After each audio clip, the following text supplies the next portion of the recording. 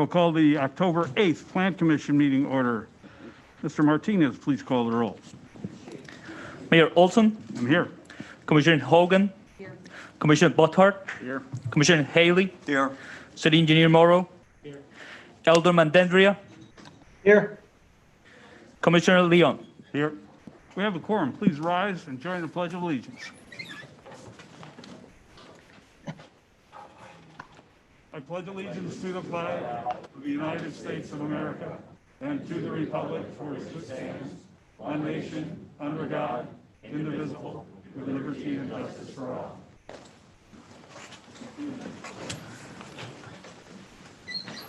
all. We do have some items of business to attend to before we get to the Strauss item, so we'll take care of those right now. First item on the agenda is approval of the regular meeting minutes of September the 3rd. Any additions or corrections?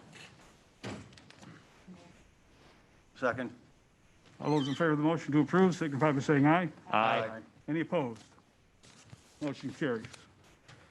First item on the agenda, HSA Commercial Real Estate Industrial Buildings Development. The proposed building in the business park, actually two buildings at 150,000 square feet, totaling 300,000 square feet.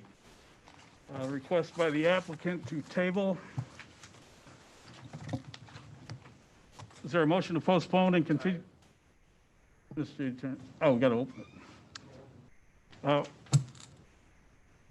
With that, I will open the special use public hearing for HSA Commercial Real Estate Buildings Development in the proposed business park in Plan Development District number 39. Mr. Martinez, you have a notice to read.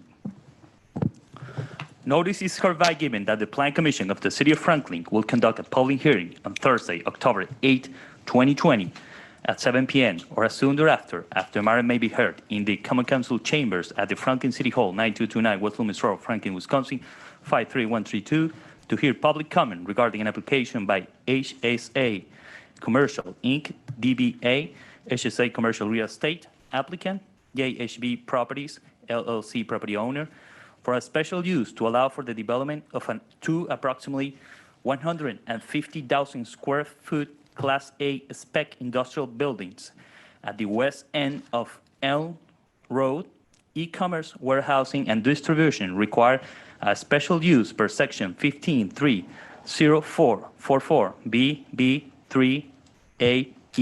of the Unified Development Ordinance, and overnight parking for vehicles exceeding 8,000 pounds manufactured gross vehicle weight, which requires special use approval per section 15.30444BD1A3. Design standards. Addendum to Ordinance 2016-223A of the Unified Development Ordinance. Tenants has yet to be identified. Properties located at 3825 West Aspen Way and 3707 West Aspen Way. Some Plan Development District number 39, Mixed-Use Business Park. The properties which are the subject of the application bear tax key number 979-9002-000 and 979-9001-000. The public hearing is being held pursuant to the requirements and standards of Section 15.30701, General Standards for Special Uses, and 15.30703, Detailed Standards for Special Uses in Non-Residential Districts, and 15.90103, Applications for Special Use Permit of the City of Franklin Unified Development Ordinance. A copy of the proposed special use resolution in draft form is available and open for inspection by the public in the office of the City Clerk of Franklin City Hall, 9229 West Loomis Road, Franklin, Wisconsin, 53132, during normal business hours. The public is invited to attend the public hearing and to provide input. The proposed draft form resolution is subject to revisions following public hearing and the further consideration by the Plan Commission and the City of Franklin Common Council. Mr. Eddy.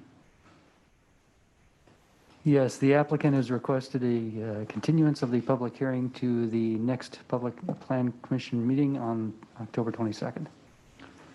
We're going to do a couple of motions regarding this, so please bear with us for a moment. Regarding the special use, is there a motion to postpone and continue the subject matter and public hearing to the October 22nd, 2020 Plan Commission? So moved. Second. All those in favor of that motion signify by saying aye. Aye. Aye. Any opposed? That motion carries. With regards to the site plan, is there a motion to postpone and continue the subject matter to the October 22nd, 2020 meeting? So, second. Commissioner Hogan, don't forget your microphone. All those in favor of the motion to postpone to the 22nd signify by saying aye. Aye. Any opposed? Motion carries. With request for the requested waivers for the design standards, is there a motion to postpone and continue the subject matter to the October 22nd, 2020 meeting? So moved.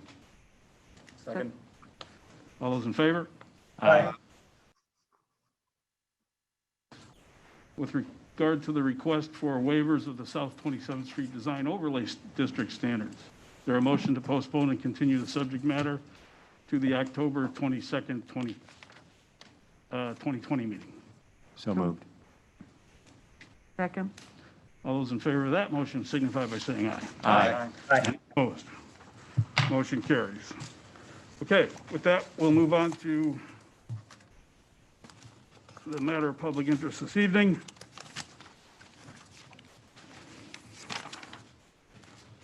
Which is item 2 on the public hearing schedule.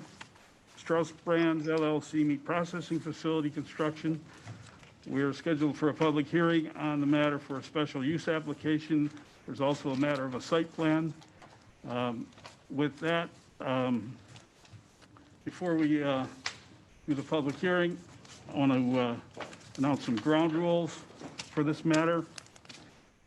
First thing is, we all agree on this. We will respect each other's point of view.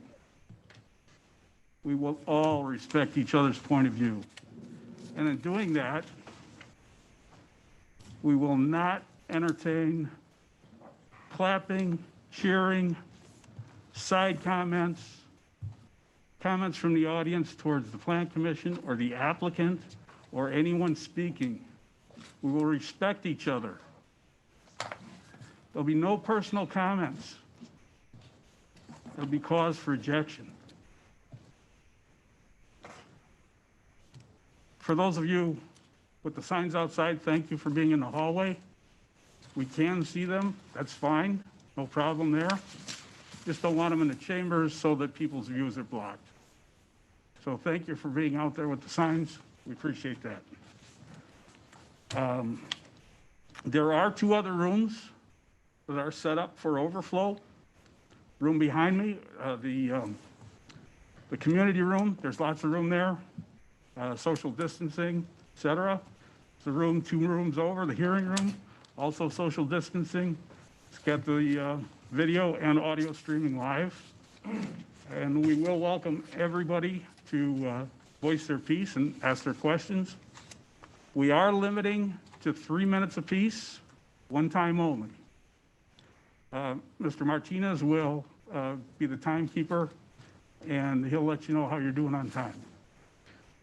Let's see what else I have. We've taken care of most of our business items.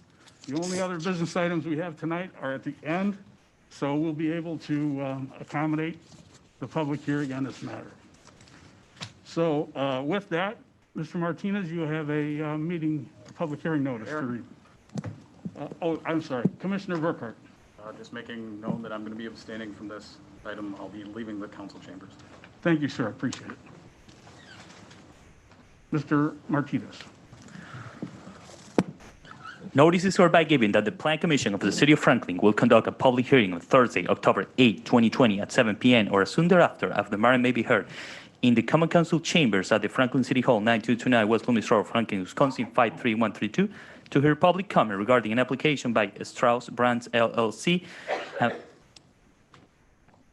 a meat processing facility for a special use under Standard Industrial Classification Title 2011, meat packing plants for construction of a 152,000 square foot total building footprint of the single-story building. Meat processing facility phases 1 and 2, staffed by approximately 261 employees in the production area and 11 employees in the office area, designed to process 250 to 500 head of cattle per day, including cattle pens, a harvest floor, carcass coolers, fabrication areas, packaging areas, warehouse areas, shipping docks, operation offices, employee welfare spaces, and associated mechanical support facilities and spaces.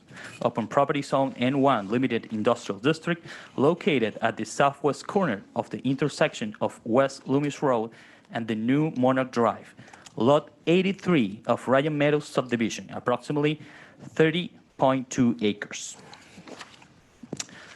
This public hearing is being held pursuant to the requirements and standards of Section 15.3.0701 General Standards for Special Uses, 15.3.0703 Detailed Standards for Special Uses in Non-Residential Districts, and 15.9.0103 Applications for a Special Use Permit of the City of Franklin Unified Development Ordinance. A copy of the proposed special use resolution in draft form, if available and open for inspection by the public in the office of the City Clerk at Franklin City Hall, 9229 West Loomis Road, Franklin, Wisconsin, 53132, during normal business hours. The public is invited to attend the public hearing and to provide input. The proposed draft form resolution is subject to revisions following public hearing and the further consideration by the Plan Commission and the City of Franklin Common Council. So it appears that we have a properly noticed public hearing. Thank you, Mr. Martinez. Mr. Eddy, will you give us the highlights of the proposal, please? Thank you, Mayor. The property is a 30.2 acre property located along soon-to-be-constructed Monarch Drive in the Bear Development Industrial Park. The property will is proposed to be developed with a meatpacking plant, 152,035 square feet, 280 parking spaces, and several loading bays. The property itself is organized, separate access for employees, employee vehicles on the northernmost access, and then the southernmost access is intended for truck traffic. The proposal is for up to 20 trucks per day. Staff's review indicates that the property is compatible, that the proposed development is compatible with M1 zoning, and is also compatible with the business park designation of the comprehensive master plan. Facility is proposed is designed to address impacts, including water management, noise, and odors.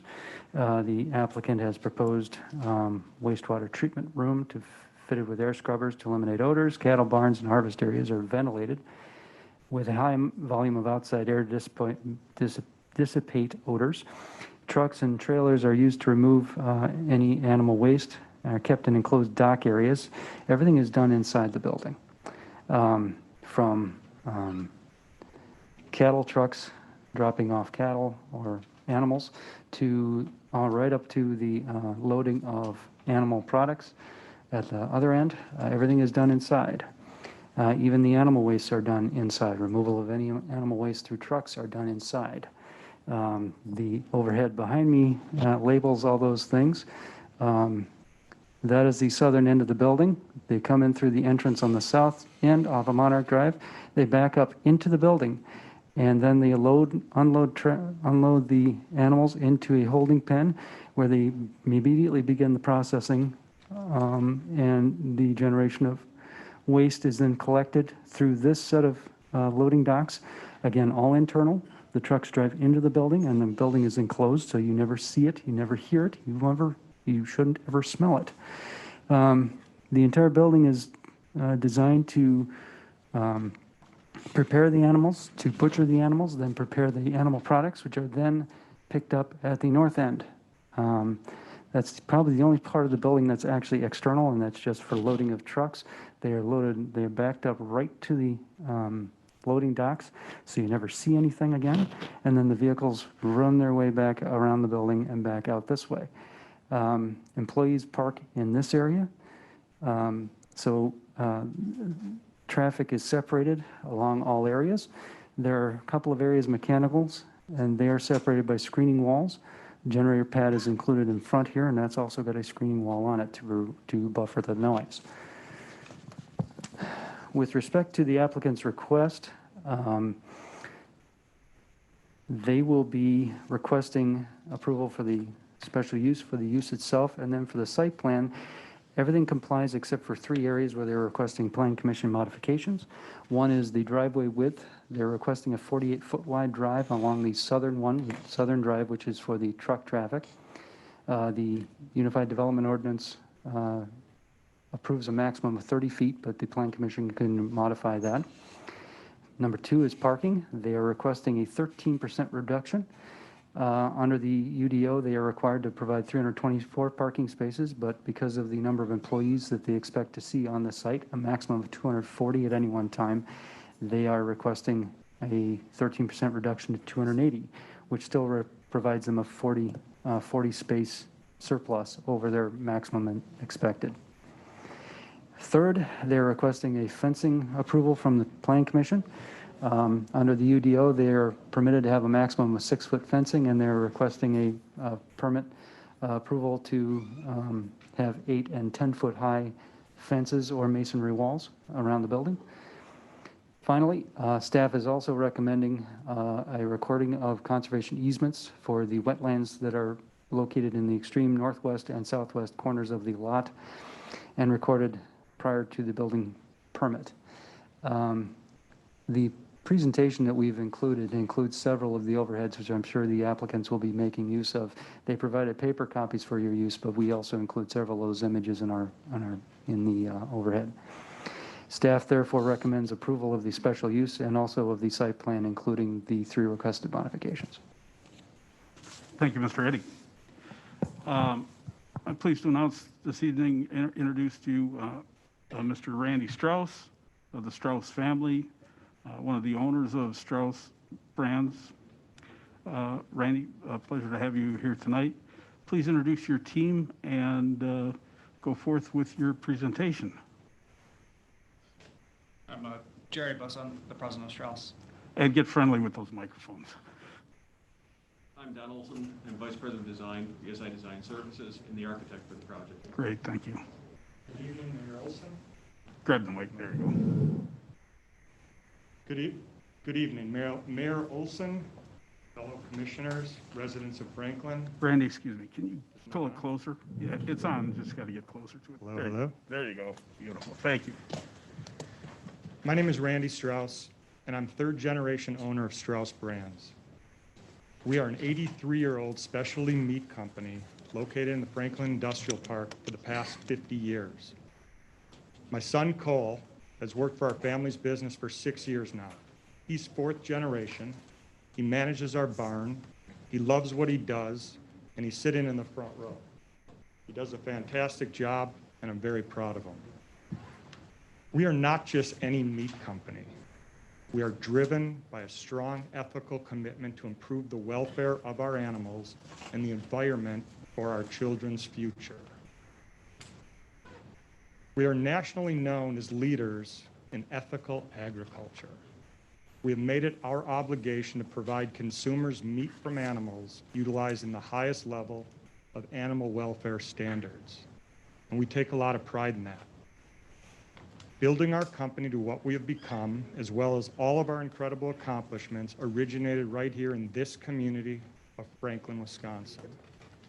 We have been in Franklin for the past 50 years. We have always been a responsible corporate Franklin business. We even received an award in the early 90s from the Franklin Economic Development Commission. We won, and that award was Business of the Year. And that's because we practice what we preach. We have provided thousands of jobs with family supporting wages over the years and will continue to add more as our business continues to grow. We will continue to add huge tax dollars for the community of Franklin to continue to thrive. We are here tonight asking for your permission to continue our legacy in this special city. We need to build a new plant to serve our customers, our workforce, and our community at the highest level of integrity. We have outgrown our current location that was built in 1972. We know you have questions. We know you have concerns. We get it. We understand. We're here to hopefully help you understand. We know your concerns are odor, trucks, noise pollution, water pollution. Let's pause for a moment. We want to spend roughly $74 million to build a 21st century state-of-the-art facility to replace our current facility that was built over 50 years ago. Our plans for this facility specifically address these issues with modern and innovative technology. Our new design will provide the latest green initiatives, eliminate excess plastics, utilize biodegradable cleaning products, and green lighting, to name a few. We are working with the most advanced water, noise, and pollution experts utilizing the most modern and sophisticated engineering available. The concerns you have were never issues in our 50 years operating in what is now an antiquated facility. Our company's core values go well beyond animal welfare. We are about keeping our environment clean and always improving our land for our children. These happen to be the very same principles that our grass-fed beef program accomplishes for our vast network of family farmers and ranchers. You have my word that even upon completion of the new plant, we will continue to go above and beyond industry standards and advancements, just as we have done with our animal welfare standards. We are constantly working on being the best that we can be. That's just who we are, that's just what we do, and that's exactly why we're here tonight. I want to personally thank the mayor for his strong leadership and his assistance in helping us stay in our home and our community. This is our community too, Franklin. This is where we've been for over half a century. I would also like to thank the Department of City Development for working with my team to deliver a great project that we can all be proud of for generations to come. Before I introduce you, or you've already met the rest of the team, I leave you with this. My family and our business has proudly operated with the highest levels of integrity for over 83 years. There have been recent negative attacks on our family, and the intentional misstatements of our business operation are extremely hurtful to me and undermine the hard work of our dedicated employees. With that, I appreciate everyone being here. I know there's a lot of tough questions coming our way. We hopefully will be able to answer all of them and make everyone feel better about our project. Thank you very much. Thank you, Mr. Strauss. Anything from the team? Do you want to address before we go forward with the public comments? You want to talk about the water handling, the waste handling, odor, any of that before we go forward with the public comment? Mr. Olson. Mr. Olson, no relation, you spell it differently. No relation. We got similar hairline. Yeah, you have the wrong spelling of the name. It's an O. I have the wrong Yes. spelling of the name. Yeah, the Are EN we is- going to vote on this tonight? Please get closer to the microphone, though. Sorry. Mr. Olson. I know one of the biggest questions that's out there is going to be odor from one of these buildings. There you go. And I can assure you that there's very little odor that will actually be generated from the building itself.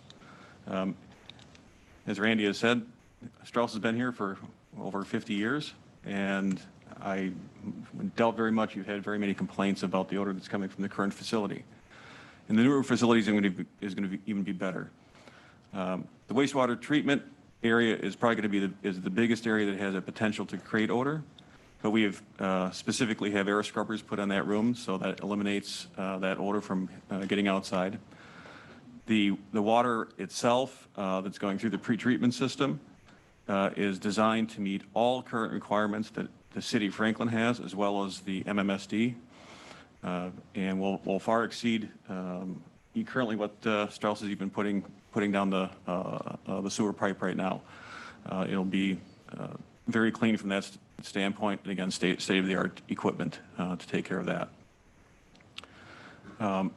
Noise generation, again, everything it was discussed earlier, or is presented earlier, happens inside the building. There are no animals outside the building. That's all happening inside the building. So sound is kept to bare minimum.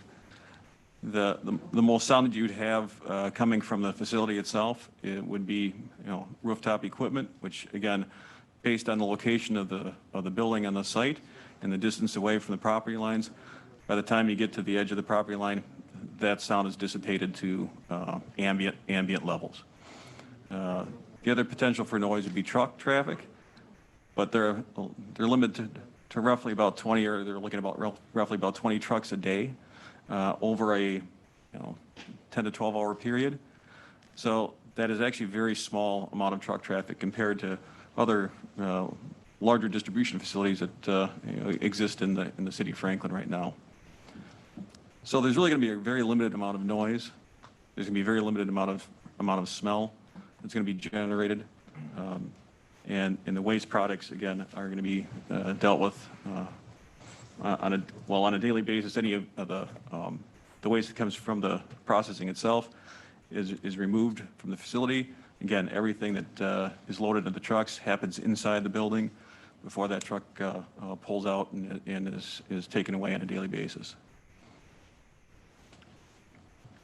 Mr. Bussett, right? Question for you, Mr. Martinez. I'm going to put you on the spot. Several weeks ago, I asked you to take a look at the complaint record, and you did a search of the complaints for the property on 60th Street. What was the result of that? Yes, we searched any complaints received for the existing Stroud facilities in the governance system that we used to track the complaints. We didn't find any complaint for that property. No complaints whatever. No complaints, no. Mr. Bussin, anything you want to add? So one thing I do want to note is, one thing that should be noted about the new facility versus the existing facility is it's really not all that different than what we're doing today. So it's really the same use. We're just going to be relocating this use and building a larger state-of-the-art facility. But the use is primarily the same. Okay. All right, I'm about to open the public comment period, but let me reestablish the ground rules we're going to operate under. I'd like those who wish to speak to come to the microphone right here in the front of the room. Our local rules require that you give us your name and address. You speak clearly into the microphone. You're going to have 3 minutes to make your comments. Again, we're going to respect your opinions, but we want you to be polite. And just a little clue, be succinct. We hope that as the evening goes on that you choose not to repeat what everybody else has said. It gets a little boring, so take your best shot right away in terms of collecting your thoughts, and be respectful of everyone. And 3 minutes will do it, one time through. So with that, I will open the public hearing for this matter. I see Alderman Nelson from the 6th District rise. And please let's remember our social distancing. Thank you very much. Alderman Nelson. Good evening. John Nelson, 7787. Is that turned on? Hold on.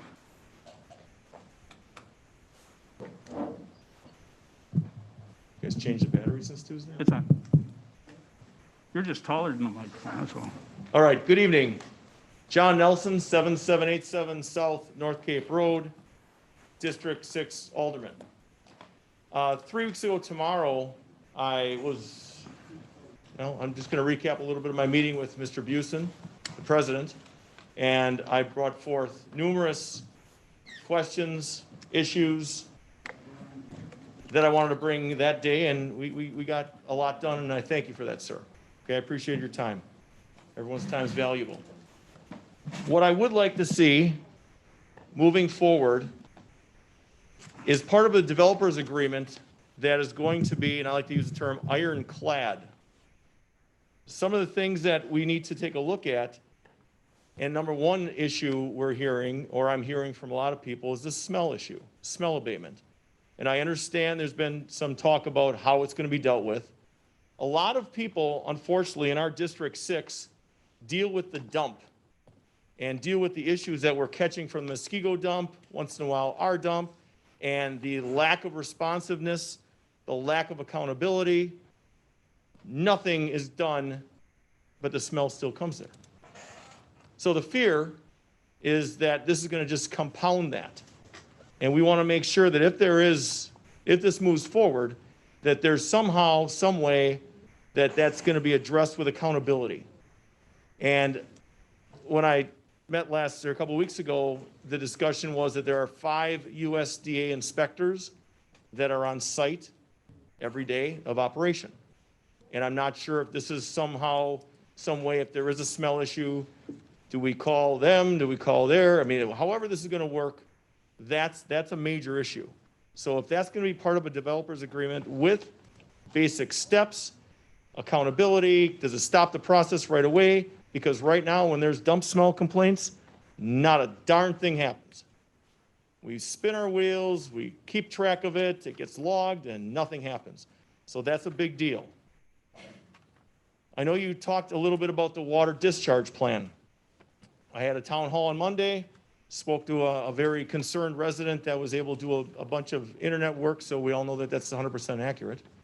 But I did appreciate a lot of where this was coming because of the carcinogens, and there's other, bad things in the water that every slaughterhouse type operation is a little different.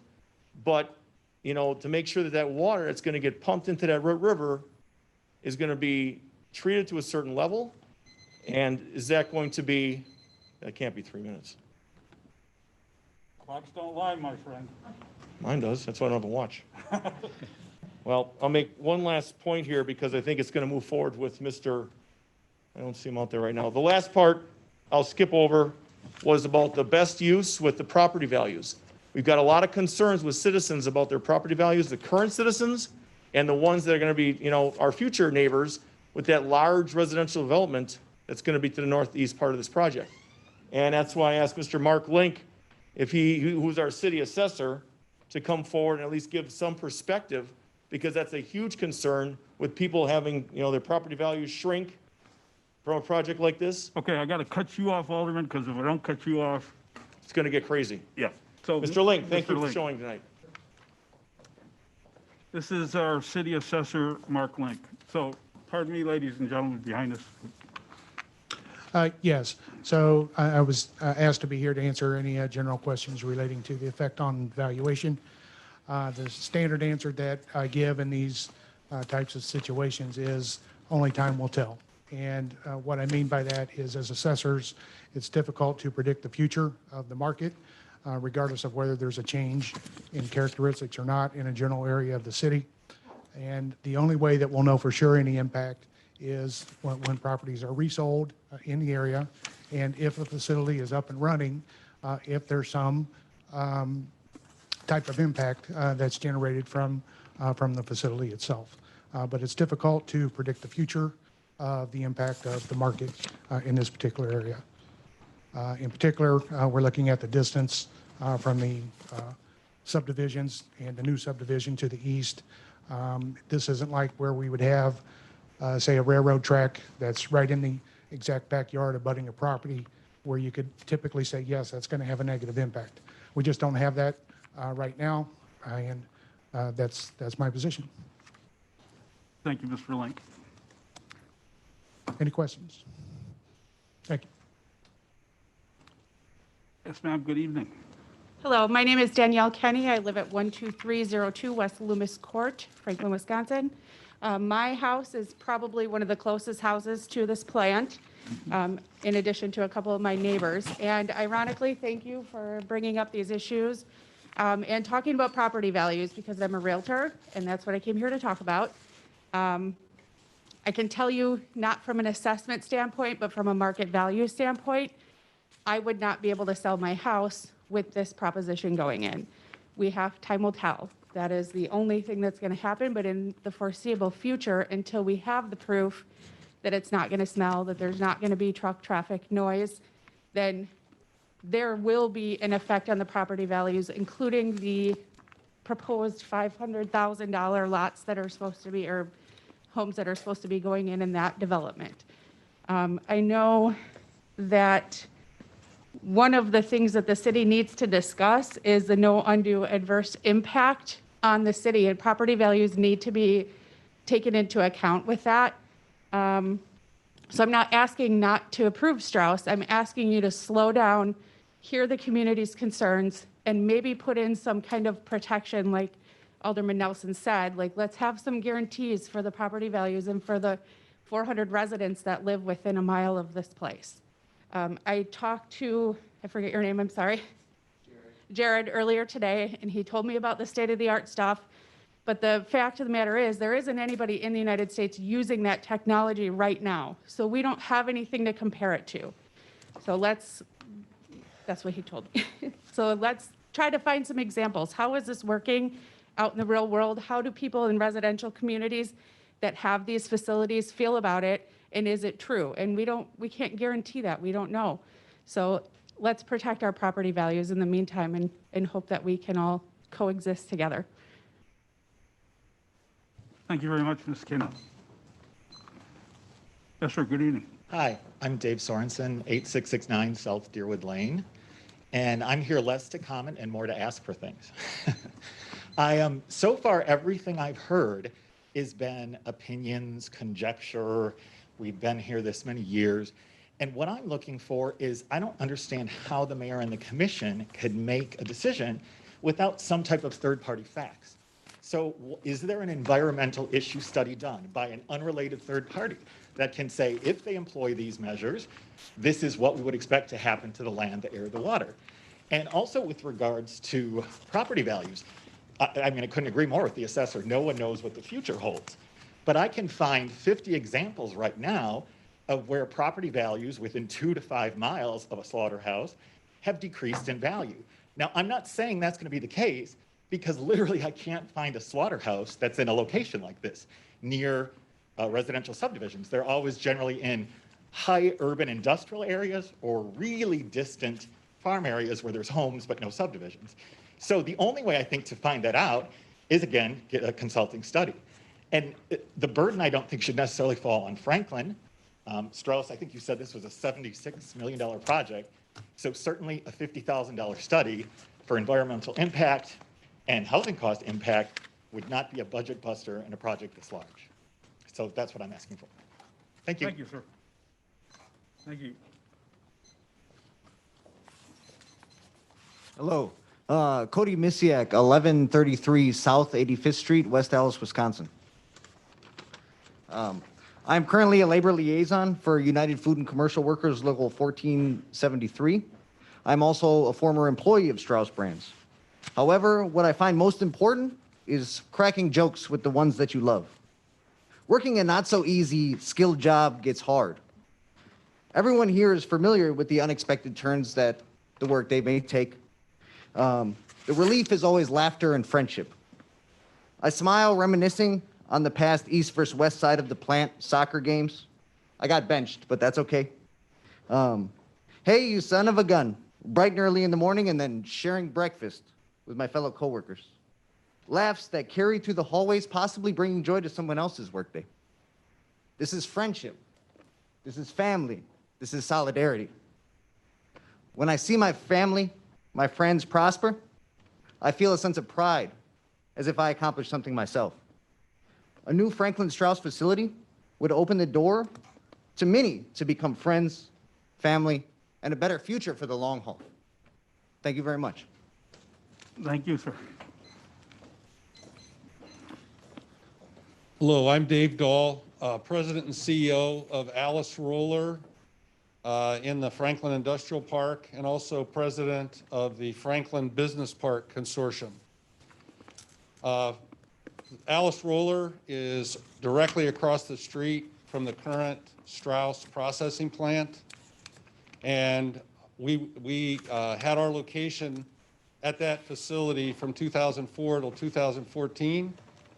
And every day I drove right past the Strauss facility. I parked in a parking lot within 200 feet of the Strauss front door.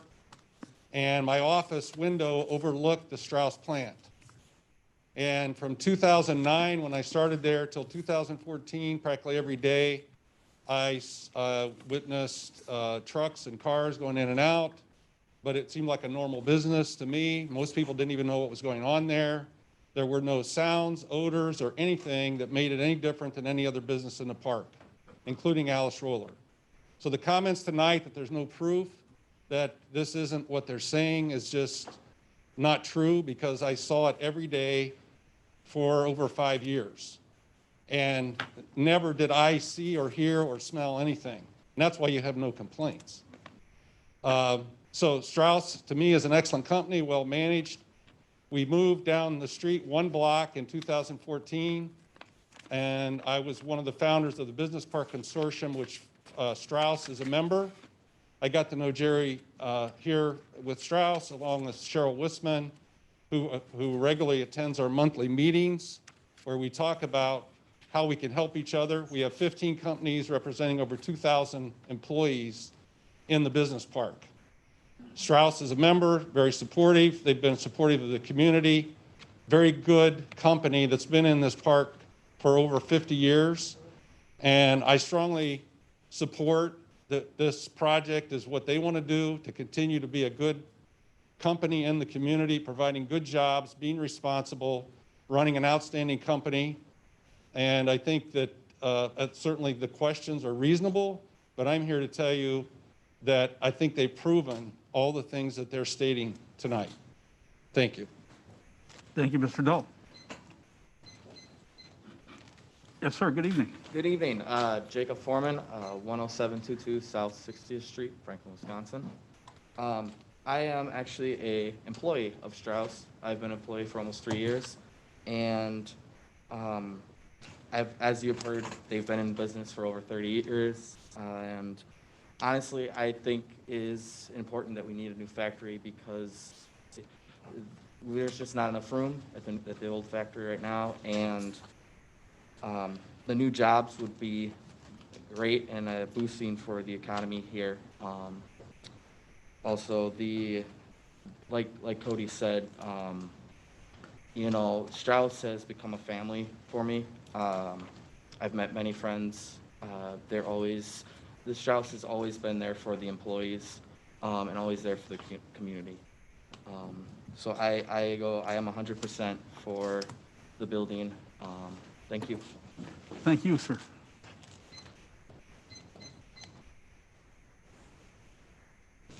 Yes, Good sir. evening. Good evening. Good evening, Come closer to everyone. the microphone, please. Thank you.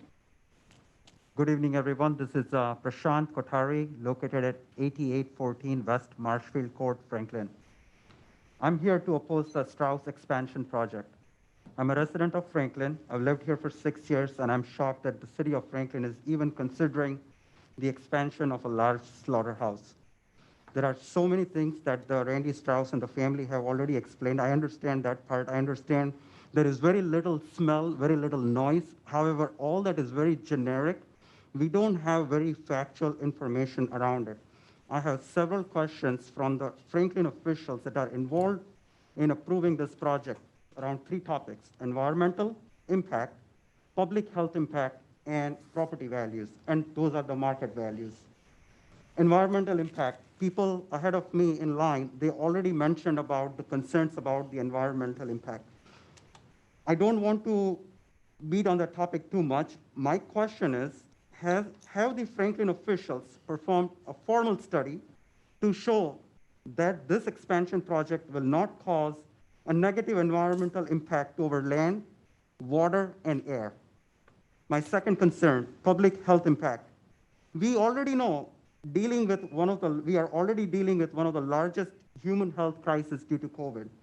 We know that slaughterhouses and meatpacking plants are one of the top 3 spreaders of COVID-19 in this country. Have the Franklin officials performed a formal study to show that the expansion project will not harm the health of the Franklin residents and the employees? Will it not cause additional spread of COVID-19? Third point around property values. One of the lady who already questioned this about the market values, she lives very close to the property. And my question is, have the Franklin officials ever performed a formal study to show that what kind of businesses are in the best interest of our residents to maintain and enhance the property values?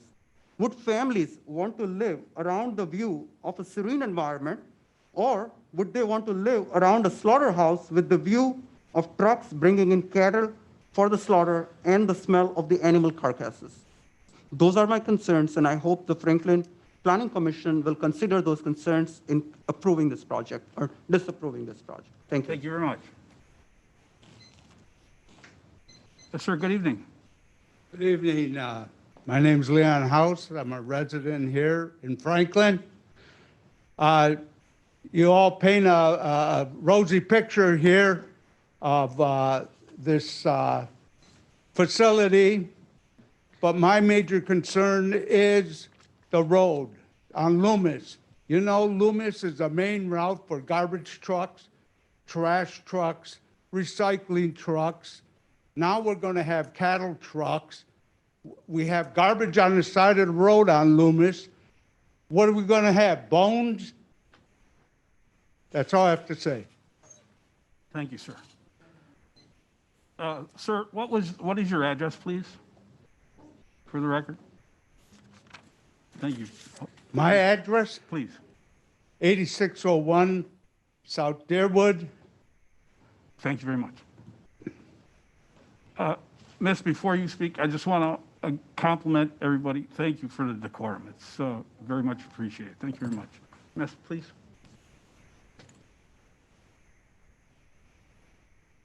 Hi, my name is Apollonia Cust. I live on St. Martin's Road, 10845, West St. Martin's Road to be exact.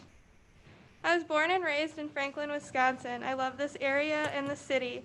I myself live on a small hobby farm, but find it hard to believe that the land near me is being ripped away into nothing and developed, and that deeply saddens me.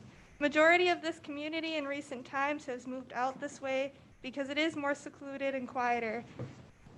There are already some small business slaughterhouses in the surrounding area.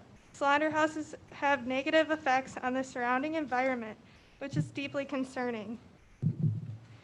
The majority of the city doesn't want to see Strauss, the company that has been bought out by a major company to develop a slaughterhouse. I can only imagine how the people of this community that live next to a dump, salvage yard, and now possibly a slaughterhouse feel. I imagine they feel like me, betrayed.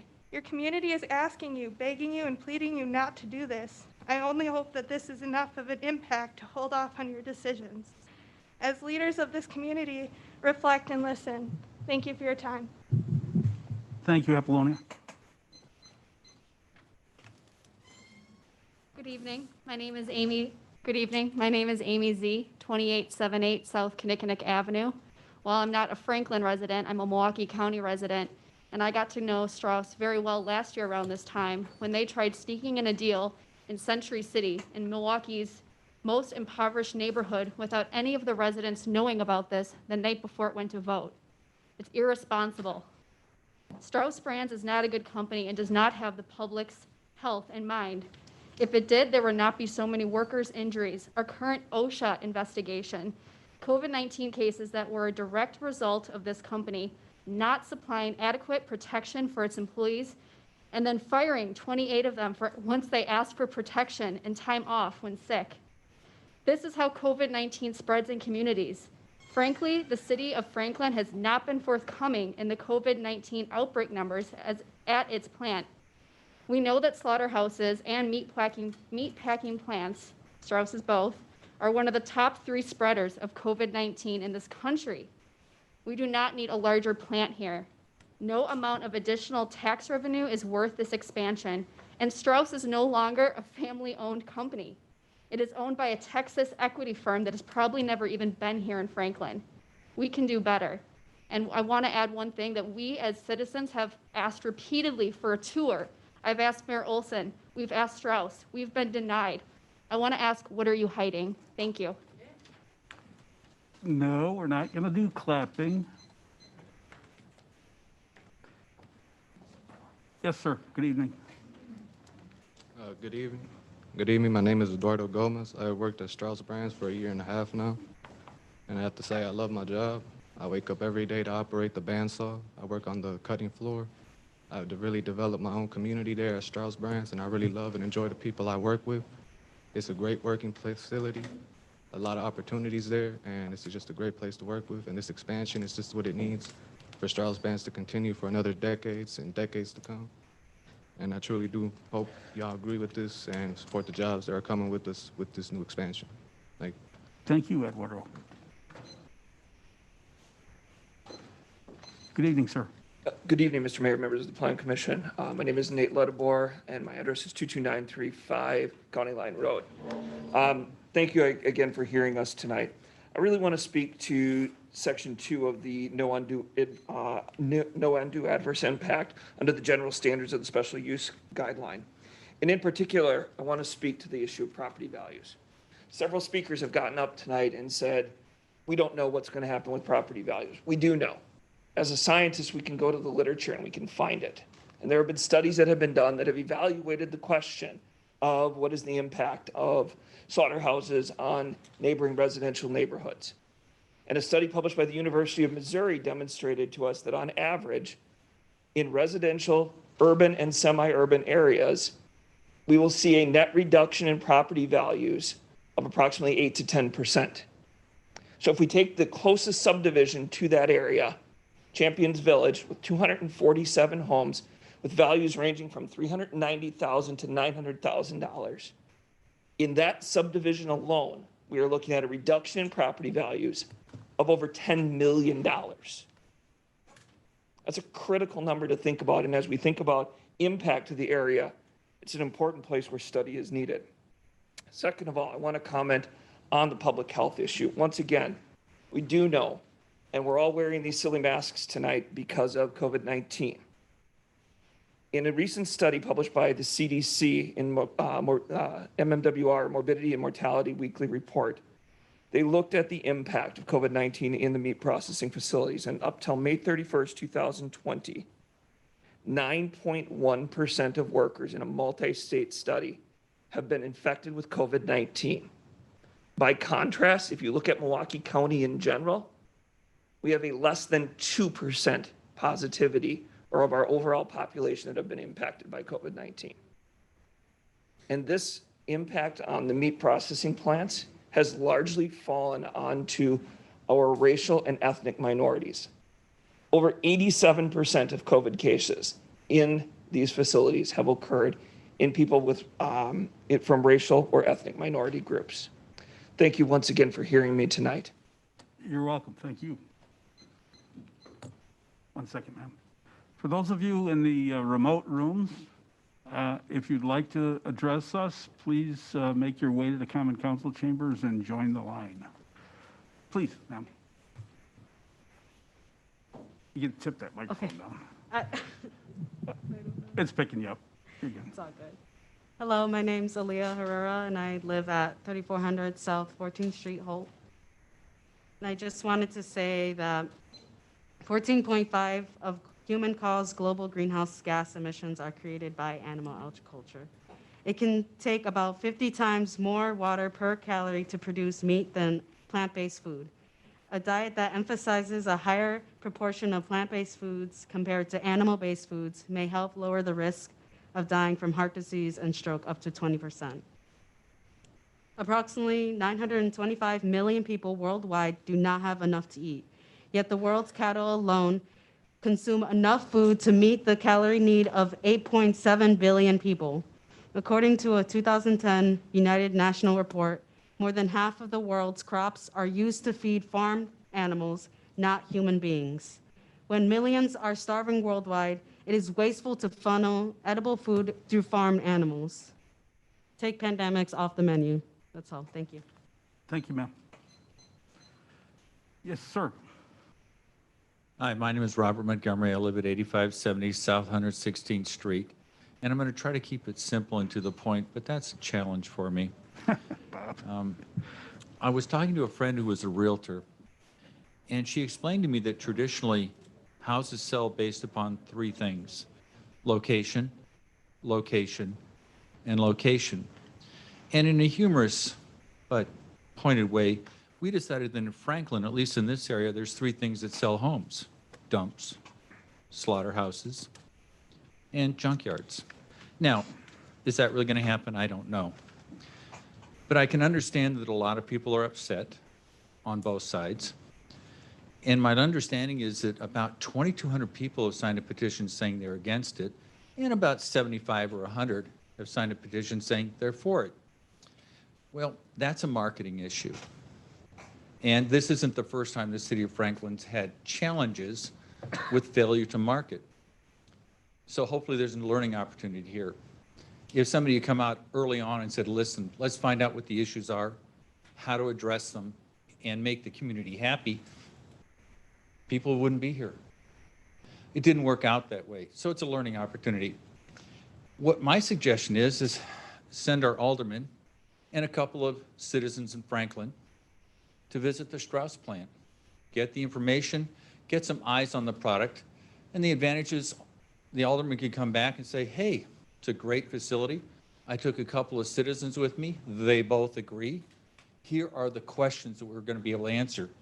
There's no noise problem. There's no issue with pollution of the air or the water. And they tend to be good citizens. That would be a great idea. Approach it from that angle.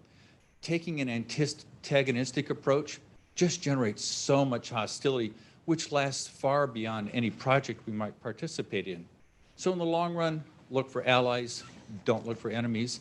With Strauss, they clearly have the resources to make this happen. They've done it in Milwaukee. They've got the expertise. So engage them in the process and say, hey, listen, how can we convince the neighborhoods which are upset that this is a good idea? How can we market it? How can we do a good PR campaign so we have allies, not opponents? It's a simple approach. There's no hurry to get this done. So take the slow road, engage the community, get them on your side, and the outcome will be different. Right now, it doesn't look good overall for the city of Franklin. I got tons more to say, but it's all boring. I appreciate your time. Thanks, Bob. I didn't recognize you with your mask. Yes, ma'am. Hi, my name is Sue Lewandowski. I live at 8504 South Deerwood Lane. I am here to oppose this venture of Strauss Slaughterhouse. I just learned about this not too long ago, and I was kind of shocked that Franklin would even propose such a venture. I know that you're currently here already, but given the fact that I think in Franklin, for the majority of us, especially where I live, we pay high taxes, and I would be less than 2 miles from the slaughterhouse. And I'm concerned about my property. I'm concerned about my neighbors. I'm concerned about the value of my home. And I cannot believe that with all the other open area spaces in Franklin, you would choose this particular location. It just astounds me. And secondly, I'd like to just say at an end that I was kind of offended when you had stated that you don't want to hear repeated people come up with the same opinions. You are here to listen to us, no matter how long it takes, no matter how many times you hear the same thing. I am opposed. I would recommend everybody else who's opposed get up here and tell the same thing. That's all I have to say. Thank you very much. Thank you, ma'am. Yes, sir. Good evening.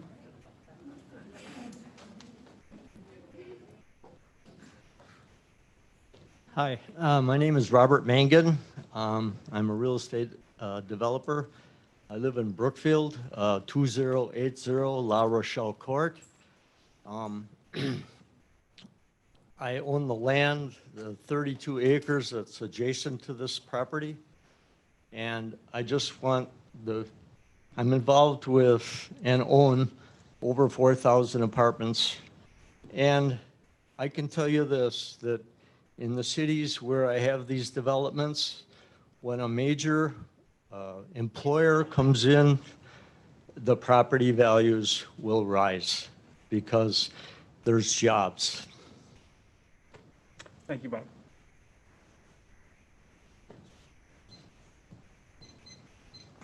Matthew Kristen, W125S8592 Country View Court. I am a homeowner located about 1 mile from the proposed Strauss brand site. On the resolutions you are presenting today, I have specific concerns about the type of business proposed and a few key details within each resolution. Section 2, within the general standards for special use. Alderman Nelson cited concerns with obnoxious odors and noise, and Strauss commented that the cattle barns and harvest areas are ventilated with a high volume of outside air to dissipate buildup of odors. My question is, how does the harvest area release odors? Strauss also stated trucks and trailers used to remove hides and inedible waste are kept in enclosed dock areas to eliminate the spread of odors. My question is, when the trucks leave, how are those odors retained? If you review the resolution imposing conditions and restrictions, section 19, the items I mentioned are listed. But the Strauss response of, the wastewater treatment room is fitted with air scrubbers to eliminate odors, is clearly missing. That condition is necessary for odor mitigation, and I'm requesting that be added to section 19 restrictions before you even consider any motion to approve. My other ask is that you add a section that clearly identifies the requirement for ammonia diffusion tanks, a key factor in mitigating environmental risk and in alignment with the concerns cited by the Franklin Fire Department. Section 5, no traffic congestion. Staff commented that there should be no expected truck traffic through residential streets. I am sure you are aware North Cape Road, Highway 00 and to the north and 45 to the south is a main thoroughfare with many residential properties in Franklin and Muskego. In the letters from ESI and Pinnacle Engineering, they stated Dirty Harvest employees start their shift at 6 a.m. And 2, the truck access entrance is proposed at 48 feet to allow large trucks with a 53-foot trailer, so we know and understand there will be large truck traffic. If you review the resolution, section 4, my ask is that the hours of livestock delivery be shifted to 6 a.m. start, so large truck traffic noise does not occur in residential areas between the hours of 4 a.m. and 6 a.m. while most families are sleeping. Please make those considerations for the benefit of the area, and thank you for your time. Thank you. Thanks for reading the documents. Appreciate that. Meaningful. Hi, my name is Dennis Beal. I live at 9053 South Cordgrass Circle West in that nice subdivision. Dennis, could you get closer to the microphone, sorry, what? please? Can't hear Get me? closer to the microphone. Okay, Thank you. my name is Dennis Beal. I'm at 9053 South Cordgrass Circle West. And I'm a little under a mile from where you're planning on building your new location. You mentioned you're always comparing the current place that you're in now and the place you're building. How can you compare it when it's almost 4 times as large? How can you do that? Also, I lived in Cudahy for about 4 years. The smell was very bad and the pollution. The kids in our neighborhood, they would pull them out because it was so bad. Let's see, what else do I have? You said 20 trucks a day. That seems heavy for me. Also, let's see. When you say we're going to eliminate or make a minimum amount, how'd you say that? Smell to a minimum. What does that mean? What does that really mean? Sorry, I'm a teacher and I'm doing the remote thing, so I'm tired from doing the lesson plan. But I had to come because I lived it 4 years and we moved and I was so happy to get away from it. Now I'm here and you're talking about a plant that's 4 times as large as the one you have now, and you're very close to residential. I'm very opposed to it. You know, the Milwaukee Journal had an article in the business section, September 12th. And it was about Milwaukee. And it was already brought up. They didn't want it for the same reasons I'm here. It's pollution and it's smell. Nobody wants to live there. Property values will go down. I don't care what you say. They don't know, I know. Who wants to be in a house that's a mile away from by the way, that subdivision has 90 families will be affected just in my subdivision. You're talking about thousands of people, not a few. This isn't like building a grocery store. This is huge. You're talking 50 years? Well, maybe it'll be another 50 years. I'm definitely opposed to it. I'm angry about it. I don't understand why you're even considering it. Thank you. Thank you, Don. Former Mayor Murray. Hello, my name is Patrick Murray. I live at 8162 South Legend Drive.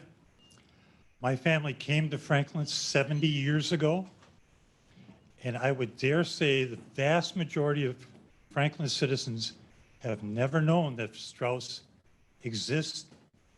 Anyone who has driven past the plant thinks it's just another manufacturing plant. I know all the time I spent in city government, we never had a complaint, a concern. I've talked to people who have lived across the street. You've heard from one of them this evening that worked across the street from or are currently working across the street. They have never detected any smell. I think history is a great predictor of future. If they're using state-of-the-art facility systems now, and they're only looking to improve as technology improves, the things that they're talking about will continue with no smells, one or other discharges. One of the gentlemen that spoke earlier, I have to correct his statement. None of their wastewater is going to be discharged to the Root River. It isn't now. It can't be. It cannot be in the future. It has to be treated and then discharged to MMSD. So this idea that you're just going to run a pipe out to the river or a stream or something like that is just totally wrong. Previous speaker talked about Cudahy, the Patrick Cudahy plant. I've been there many, many times. Their operation is totally different than Strauss. They had outdoor pens. They had livestock storage outside. They had waste piles out there. Did it smell? Sure did. But that's because it was outside, a total different way of managing it. Strauss processes what arrives in that morning. There is no overnight storage of animals. I think it's a quality business, and I would like to see them remain and grow and provide more family-sustaining jobs to our community and other communities as well. Thank you. Thank you, Mr. Murray. Yes, ma'am. Good evening. Andy Jardis, 10570 West St. Martin's Road. Thank you for this open meeting. This is really important to our community to have the opportunity to speak to you this evening. And I know that some of you are volunteers and this is extra. But I do think it's important that the community come out and share that they're feeling a special kind of way about this. This is not Franklin kinds of things to do. Bringing in a business like this at this size is going to be detrimental to our community. It's a community of families, and that's what we want, right? We fight against things like Walmart and Meijer that want to move into our neighborhoods and do things here that we don't like. We want to have a community of families, small businesses, and low-profile Target and things like that. Strauss is great where it is, and I've never had a problem with it myself. I don't use your products, but I know you're there, and I think that it's wonderful that you can do what you do in the business park.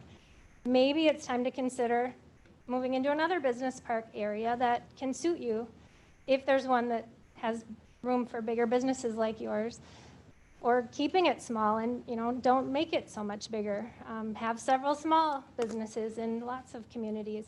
But to put a big, giant meat processing plant in a little family community like Franklin just doesn't fit. Think about someplace perhaps where there's not a small family community neighborhood, where there's big country farm areas and lots of space, or consider not making the building as big as it is. And the other thing I want to bring up, and I know this won't be popular in this room, but you know, on the NIH website currently, I'm going to go all Dr. Fauci on you. So the NIH shows a study currently on their website about how people who work in meat packaging plants are suffering with post-traumatic stress disorder. It raises violence in neighborhoods by 8 to 10%. This is not a family community business when you take it to the scale that you're looking at. Read the study. There's other information out there. This is not a Franklin business. Okay, I gotta respond to that Go one. ahead, sir. Well, you gonna walk away and not listen? I'll listen. Yeah, I'm just not gonna go to the mic and listen. Okay. Because someone just sent me that article. Someone just sent me that article, and I blasted through it because I was on my way here. That article dealt with non-urban counties. So it was farm counties, mostly in Idaho and Montana. And it dealt with counties that had poor mental health care. And it dealt with small butchers and small slaughterhouses. It had nothing to do with the operations we're talking about here. So you got to be careful when you say things like that. And that's enough. I Okay. think, Mayor, just read the data on it. There's more than that one article.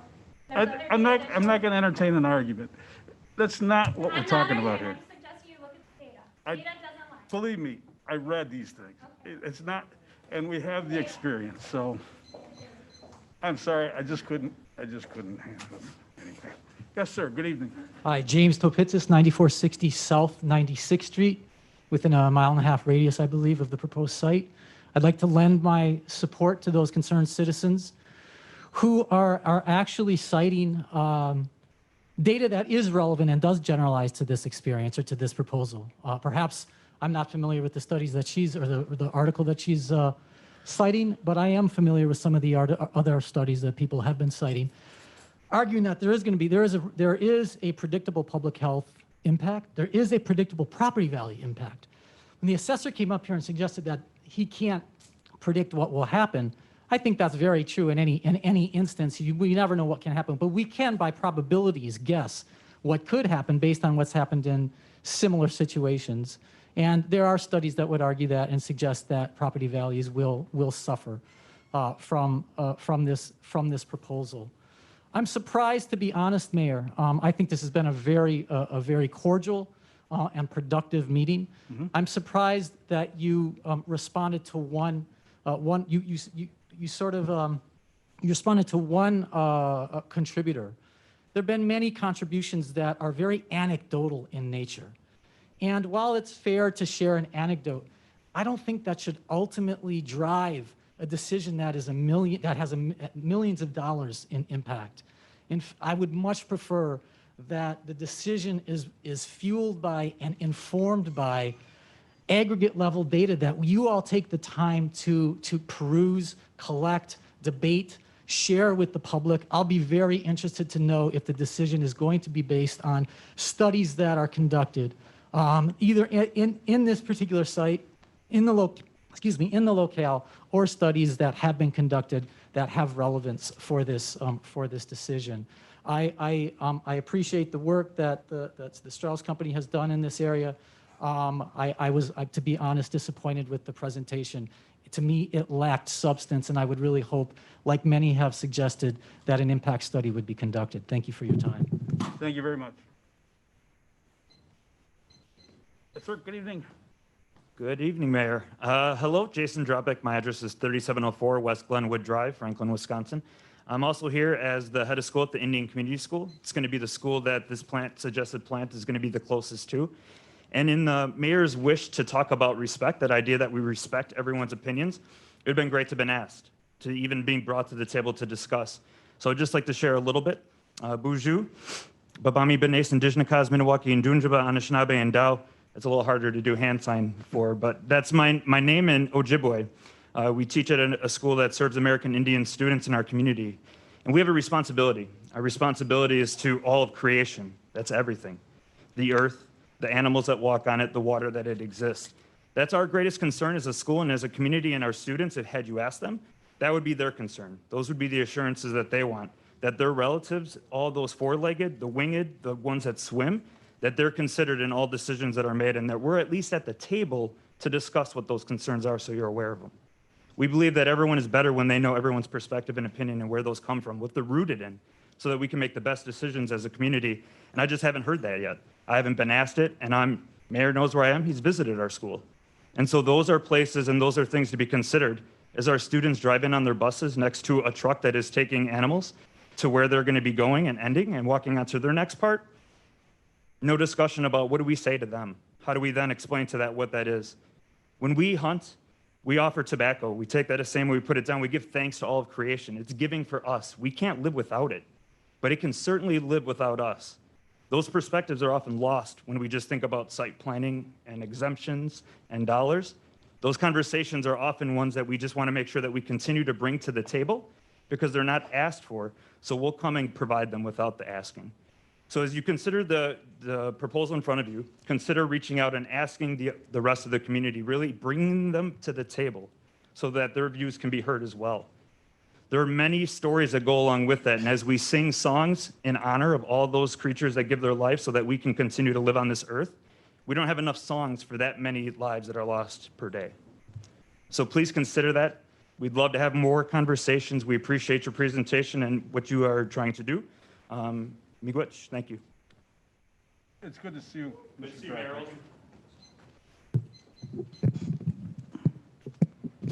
Good evening. Dana Gint, 9011 West Hawthorne Lane. And I'm just coming here to reference that I started where these people started 4 years ago.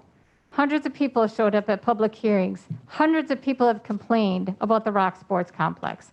So in comparison, there was no environmental impact statement done for that development.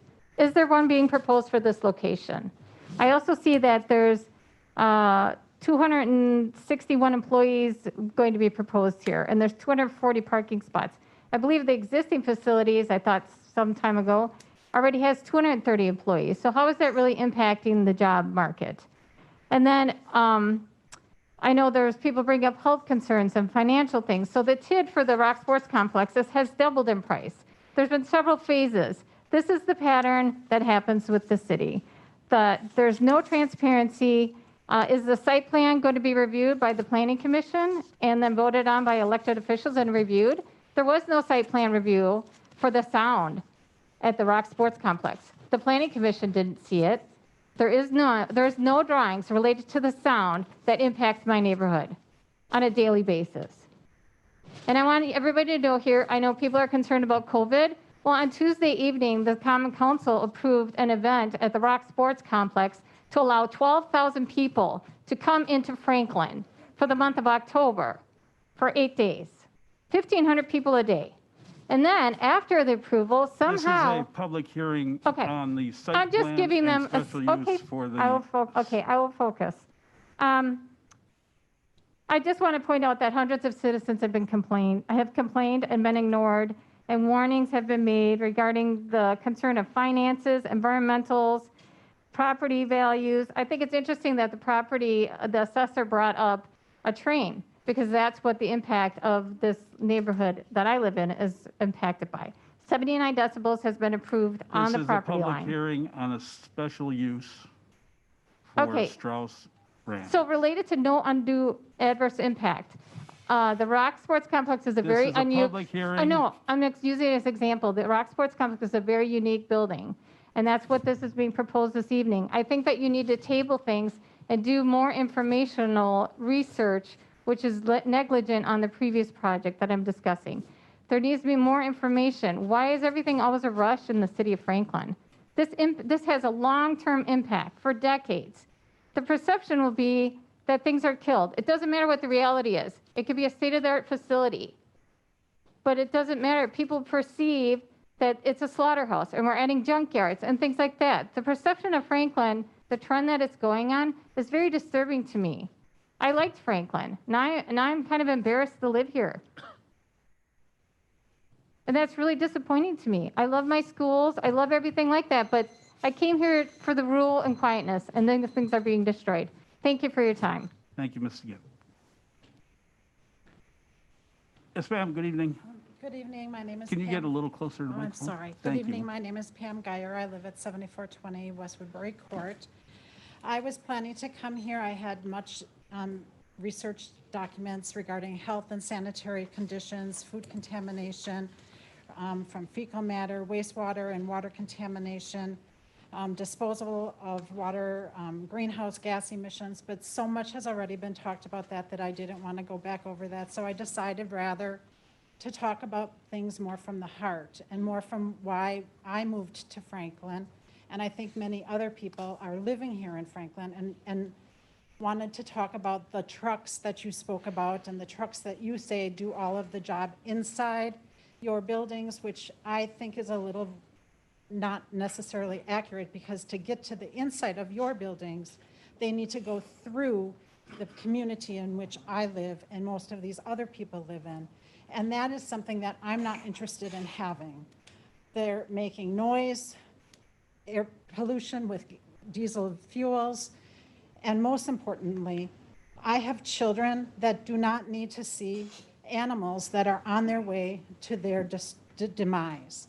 And yes, they may eat meat, but they don't need to know, to know that that is where they're headed in a very short period of time.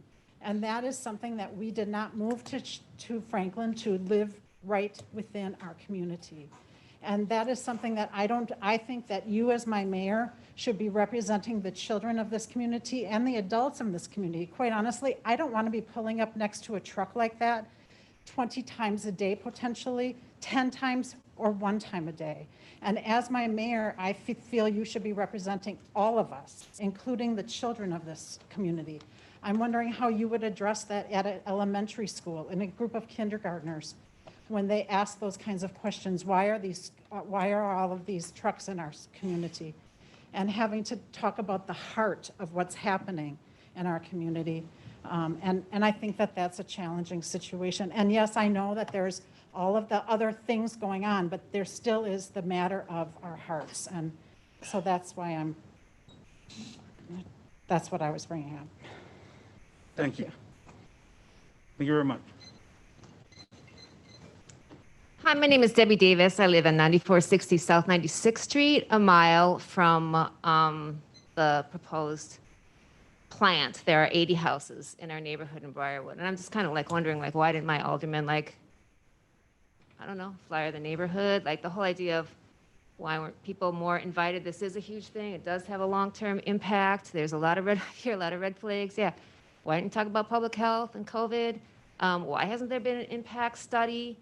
You know, there does seem to me maybe a history in Franklin of these things being rushed through without a lot of research and input from the community. So these things concern me. I am really against this plant coming to our community. We have well water. My family built our house almost 60 years ago. And you know, recently read a headline about how the dump is processing toxic waste that they're not licensed to do. Is that going into our well water? How is our well water going to be affected by this plant? And, you know, so I'm concerned on a micro level, but also on a macro level as well. There's been some reference to that, but like we are in a global crisis in terms of our public health, in terms of the environmental health, exasperated poverty, and animal agriculture is on the wrong side of all those crises. And it's an outdated industry, and we need to be moving to other ways of taking care of our health, of employment, and of the planet.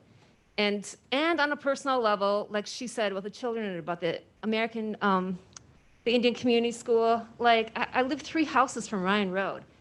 And the idea of watching trucks potentially coming down Ryan Road, you know, carrying cattle, carrying cows, animals, and coming back with it's just like, it's really offensive to me.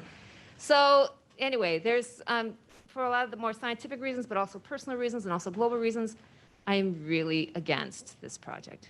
Thank you. Thank you. Mr. Dorson. Good evening, Mayor and Commissioners.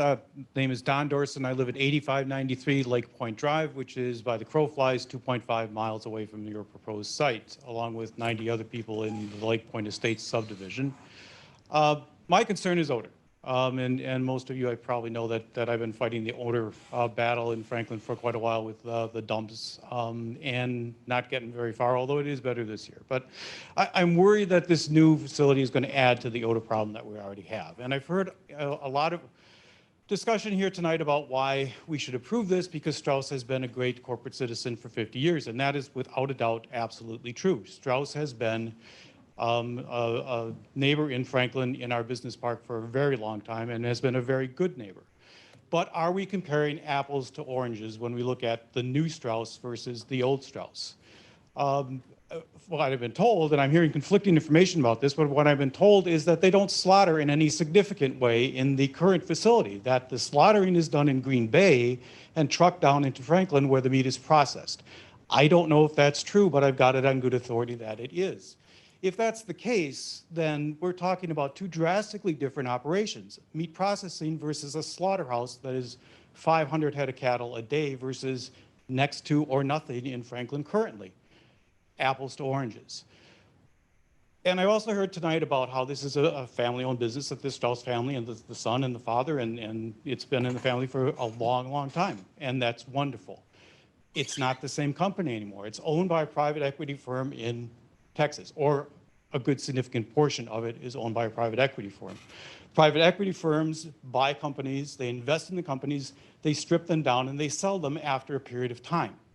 They're investing. They're there to make money. Somebody said tonight, they may not have even been here in Franklin. The private equity firm has already done some of their work here. I've had it on good authority that they've reduced the workforce here at the Franklin facility by a third. They've laid off 80-some people out of the 250 people that currently work there. This is who the new Strauss is. This is who you're looking at approving for the new facility. I urge you to put aside what Strauss used to be and think about what Strauss has become. Thank you. Thank you, Mr. Dorsey. My name is Jake Bailey. I live in 2111 South Oak Hill, Janesville, Wisconsin. I'm the Secretary Treasurer for the UFCW Local 1473. Jake, name it out instead of the initials. The United Food and Commercial Workers Local 1473, which is the largest private sector union in the state of Wisconsin. We represent over 12,000 workers statewide in industries of grocery, healthcare, food processing, and meat packing. Our local represents many well-known meat packing companies across the states, such as Clements, Usinger, Patrick Cudahy, JBS Packerland, and we are proud to represent the approximately 170 workers currently employed at Strauss. As you prepare to consider the site plan and the site use of this proposed expansion of the Strauss facility, I thought it was important for you as a member of the commission to hear labor's perspective about this project. Our interest is for our members who work very hard every day at Strauss. As such, we have a special interest in this proposed expansion of Strauss, which have a direct and significant impact on our members. Local 1473 believes the expansion of Strauss facility would be a positive thing for the workers of Strauss and the residents of Franklin, as well as the community of Franklin as a whole. Our members at Strauss perform the important, necessary, and skilled work of feeding America. They are very proud to help put food on Wisconsinites' tables. Contrary to what folks might think, jobs at Strauss, like other packing plants, are skilled jobs. Expanding Strauss would bring more skilled labor. Skilled labor brings higher pay and better benefits to the community. These are good family supporting jobs. We have asked for input from our members on this expansion. The response that we have received is overwhelmingly positive, which we have provided that to you in written testimony through email earlier today. But in short, to our members, expanding this facility means safer jobs with state-of-the-art equipment, increased job security, and more opportunities to grow their careers with this company. Strauss is a family-owned operated business, which has been in Franklin processing animals for 50 years. We believe Strauss, in due part to our strong collective bargaining agreement, is a great employer and a positive addition to the community of Franklin. Our collective bargaining agreement with Strauss includes many benefits for the workers there, including non-discrimination language, a safety committee, access to affordable health care, and also provides a grievance and arbitration procedure to resolve labor disputes fairly. Additionally, our union has worked extensively with Strauss leadership throughout the COVID-19 crisis to ensure workers are safe as possible. Union representatives and company officials walk the plant on a regular basis to conduct safety inspections and ensure that all policies and safety practices are being adhered to. These invaluable union benefits and protections would apply to employees hired at the expanded facility. Again, this project would bring more great jobs to Franklin. I urge you to vote to approve the Strauss project tonight. Thank you. Thank you, Jake. Yes, sir. Good evening, ladies and gentlemen. My name is Good evening, ladies and gentlemen. My name is Manoj. I live on Deerwood Lane, South Deerwood Lane. And if this is a democratic process, I wanted to explain that there are plenty of people who don't want this project, and rightfully so. I was doing some research on the internet, and according to EPA's 2018 report, it says right here, EPA record shows 74 of 98 US meat processing plants discharged directly to the waterways exceeding legal limits in 2016 to 2018. I read the article. It said there are a lot of animal feces that go by in the system, and so does nitrogen polluted waters, which is going to affect big time. And of course, the odor, it depends which direction the air is blowing. So I request the mayor to consider it sympathetically. Thank you. Sir. Yes, sir. Good evening. Tim Birch, 7466 South 46th Street, Franklin.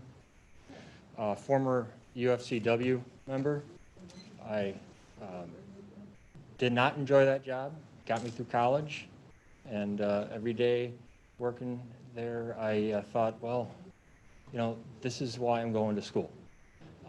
I keep hearing this term, family supporting jobs, but I don't hear any numbers.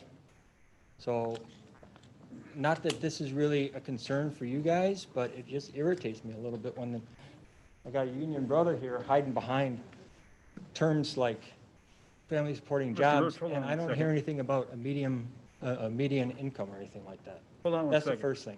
This is public comment. It's not your comment. I want the people out in the hall to be quiet so we can hear you. All right. So please, hold on one second. Folks in the hall, can you quiet down a little bit, please? Even though Mr. Birch, Dr. Birch doesn't want me to quiet you down, I would like you to be quiet so we can hear you. Apologize. Well, you're welcome. Mr. Birch, Dr. Birch. So the second issue I have is this is not in my backyard, affluent, white, suburban community idea. People in my neighborhood have to put up with we have to put up with 2 quarries and the dust and noise from that. We have 2 landfills in Franklin. We got a EPA Superfund site in Franklin. We have the county jail in Franklin. I think Franklin's done enough for the region. We don't need a slaughterhouse. And I think the leadership of Franklin should start looking for other avenues, better uses of the land. I know it's some of the only open land left in Milwaukee County, but we got to be able to find something better for it than a slaughterhouse. Thanks. Thank you. Yes, ma'am. Good evening. Good evening. My name is Marge Oschlager, live at 9742 West Prairie Grass Way. And I just found out about this a week and a half ago. And I was wondering why we can't put this on a referendum and have the people have their say-so here in Franklin. Thank you. Thank you.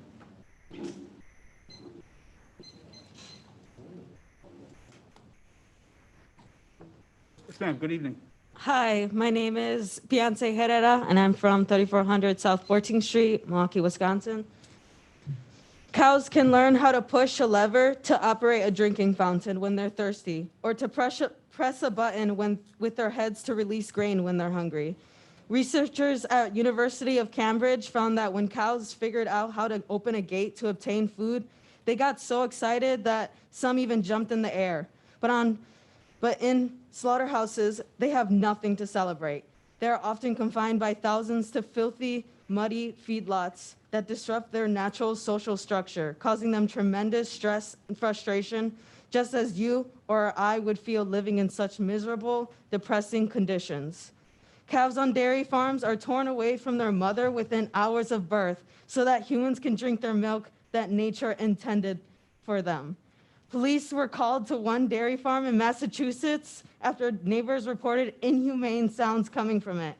The sounds turned out to be distraught mother cows crying out for their calves who had just been taken away.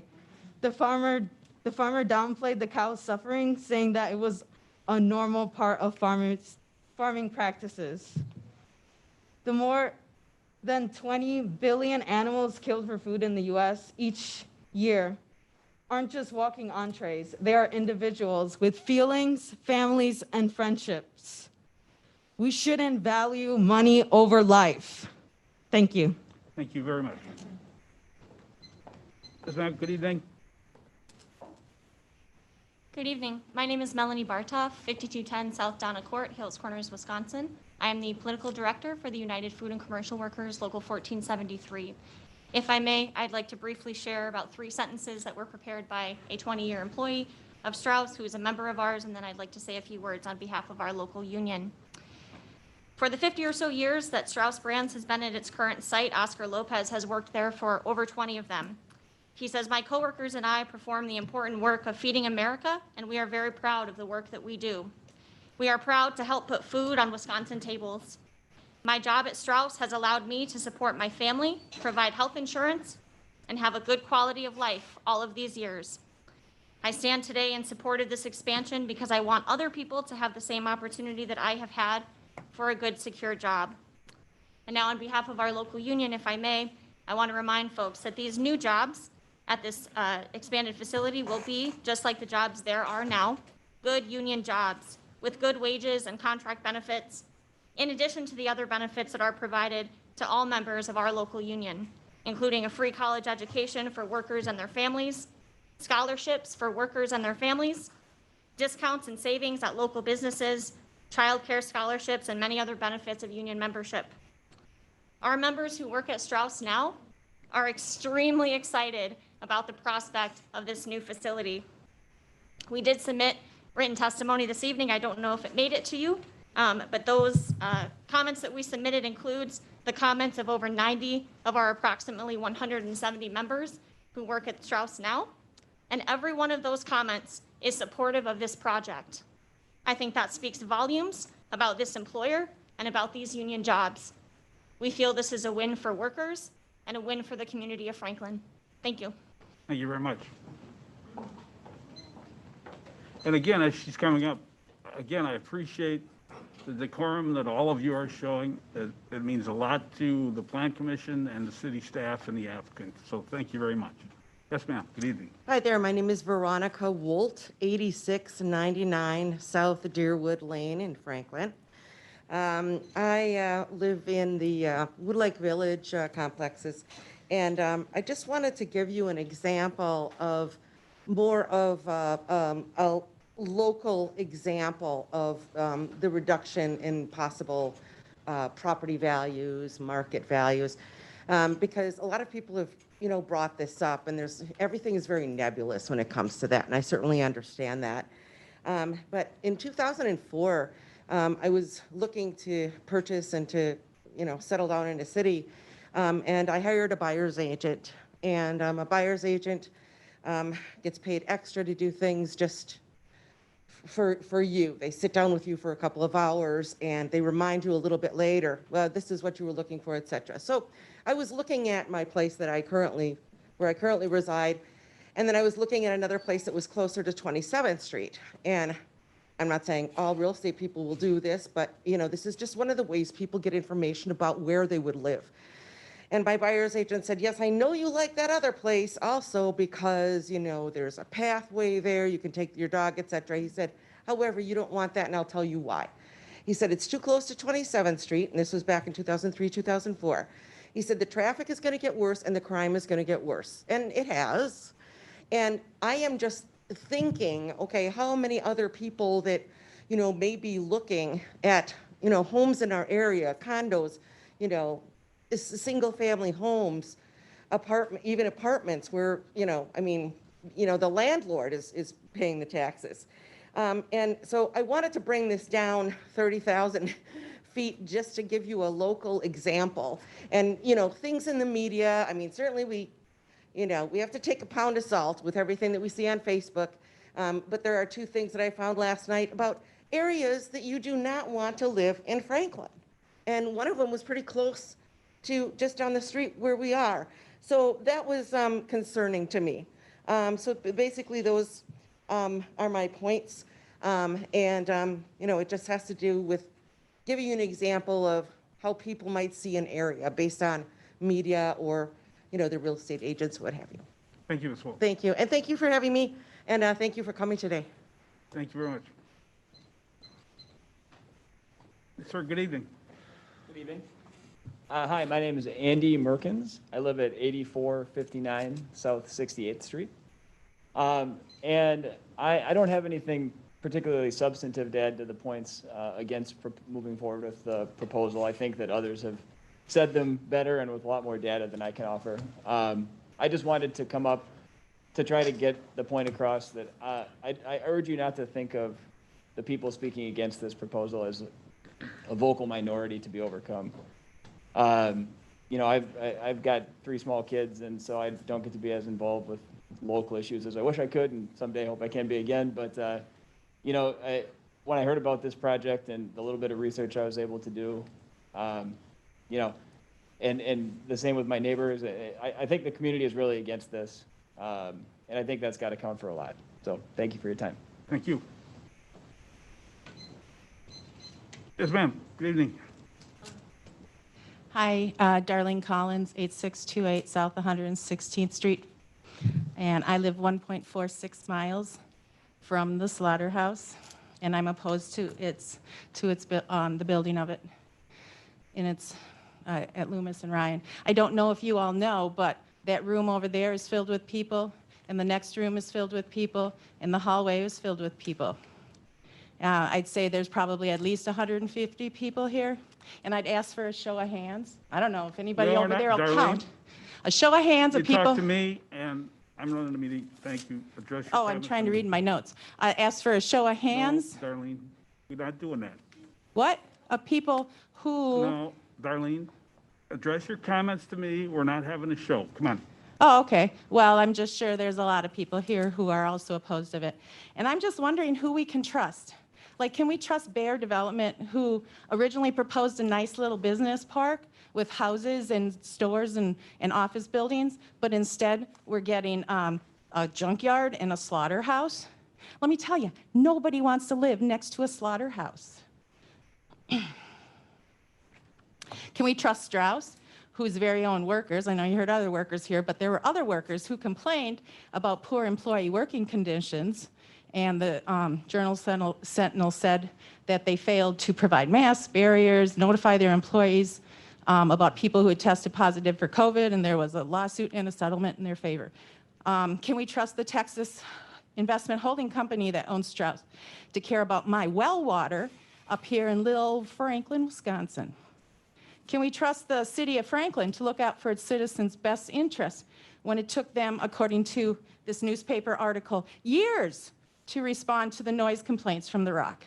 Can we trust the city when the people that live by the dump complain about the smell at night and nothing's done? Can we trust the city when they start clear-cutting the vegetation along your street for a trail that the residents don't want? Can we trust you to protect us? And if there is a problem after this almost 4-acre slaughterhouse is built, how do we complain? And what's the turnaround time if a complaint is filed? Will it be less than years? And if I do complain too much, will I get a nuisance violation? If Strauss and the city were really looking out for me and my neighbors' best interest, I think they would have already done a DNR study, or an environmental impact study, or a traffic impact study, or property value study. If you have those, I would like to see them, but I don't think they were done. Also, have you addressed the fire department's significant concern with the slaughterhouse's storage and use of the large quantities of ammonia immediately adjacent to and upwind of the planned residential, commercial, and multi-use developments? This is in your report. Asphyxiants, corrosives, irritants, and potential explosive properties will be present in the event of a leak or fire. They also say that they are poorly served by existing fire station locations and staffing. Thank you, Ms. Collins.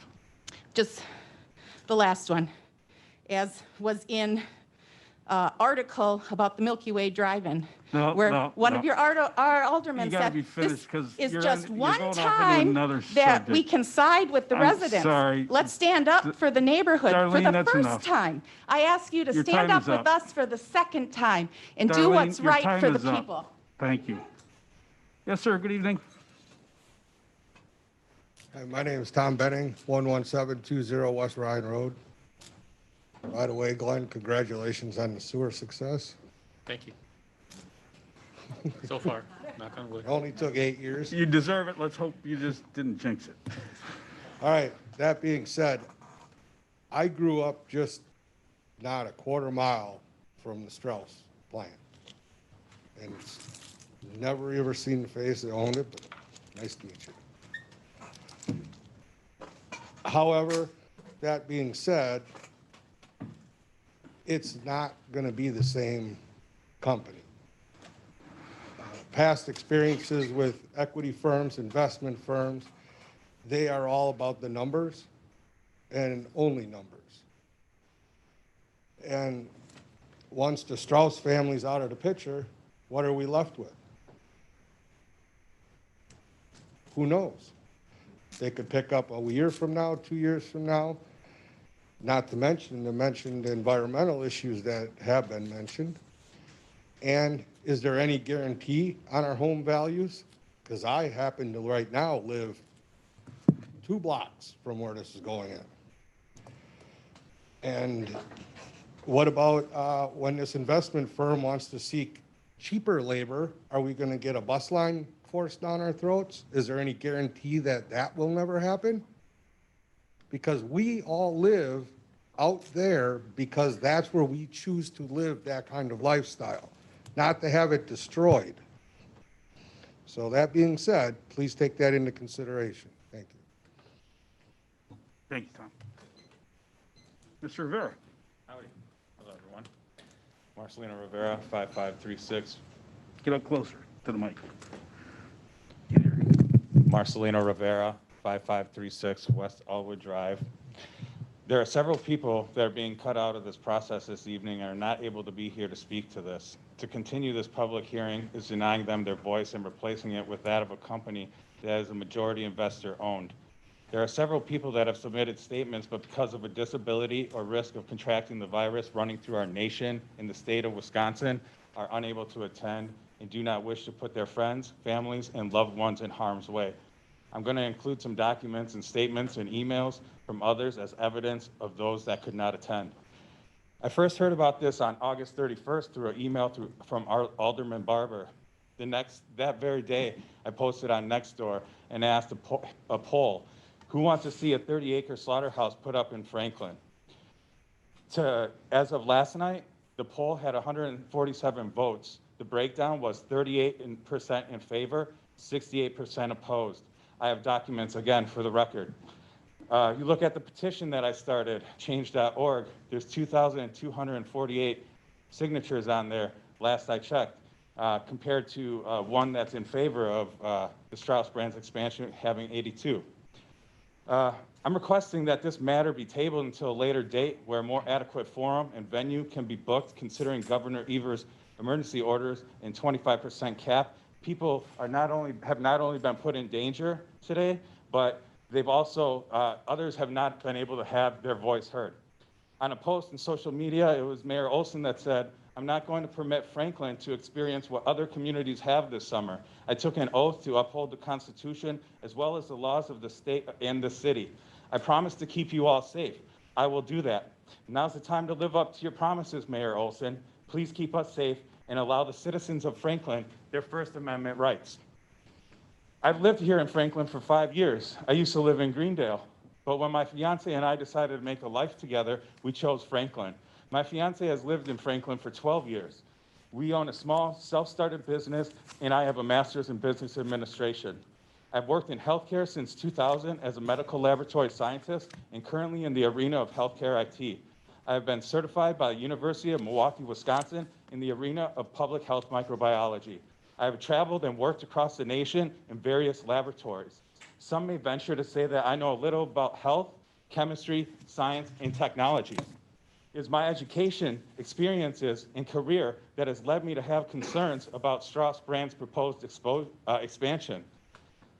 Supreme Court had confirmed that public expressions of support or opposition establish a valid basis that is substantial evidence for a decision on whether to approve or deny a special use permit or conditional use permit. The language above is a partial quote from the All Energy case, but the focus is on whether public comments and facts are substantial evidence. The legislator amended the law after All Mr. Energy case Marcelino, to require the your time is decisions up. be based on substantial evidence. That is defined in Wisconsin State Mr. Statute, Marcelino? Section 62.237 DE as follows. Mr. Substantial Marcelino, evidence means your facts time is and up, sir. information other than merely Mr. personal Marcelino, performances your or time is up. speculation, directly pertaining to the requirements and Marcelino. conditions on applicant must meet to Mr. obtain Martinez, would you a take the conditional microphone from permit, Mr. Marcelino, and that please? reasonable persons would accept in support of a conclusion. Mr. So Marcelino, properly based opinion on the your public. time is up, sir. Thank you very much. Can I make one last statement? No, sir, your time is up. No, sir, your I've been time is up. slandered and degraded. I'm Your a decent time is up, person. sir. I stand here as a decent Your person. time is up, sir. A human being that cares about my friends. Your and my time is family over, sir. And my community. Sir, I'm everyone not that else has person. respected the And time being limit. A careful person for my community and the Sergeant, people that live in would it you ask is him the to- wrong thing, then I don't know what's right. Sergeant, would you ask him to leave, please? Thank you very much. I apologize to the audience that this had to happen. Miss, please, thank you. Hi, my name is Natalie. I live at Prairie Meadows Drive in Muskego. I actually did not plan to come and speak, so I have nothing planned. Natalie, excuse me, can we have your last name, please? Natalie Doherty. Thank you. I was really impressed with some of the things that people have said tonight and the way that they spoke, and especially someone who spoke earlier. I hope she's in the other room still. I just need to agree that I'm highly opposed to this. I live in Muskego. I live walking distance from where we are at. And as a Muskego resident, as your friendly neighbor, I beg of you, I implore of you to not put this in. Thanks. Thank you.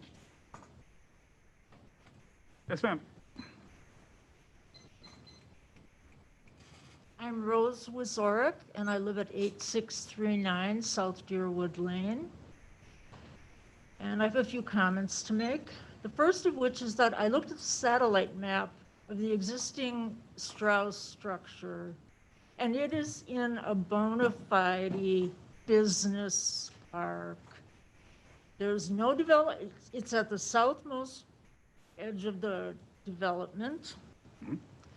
There's no development to the south because there's the River Parkway running through.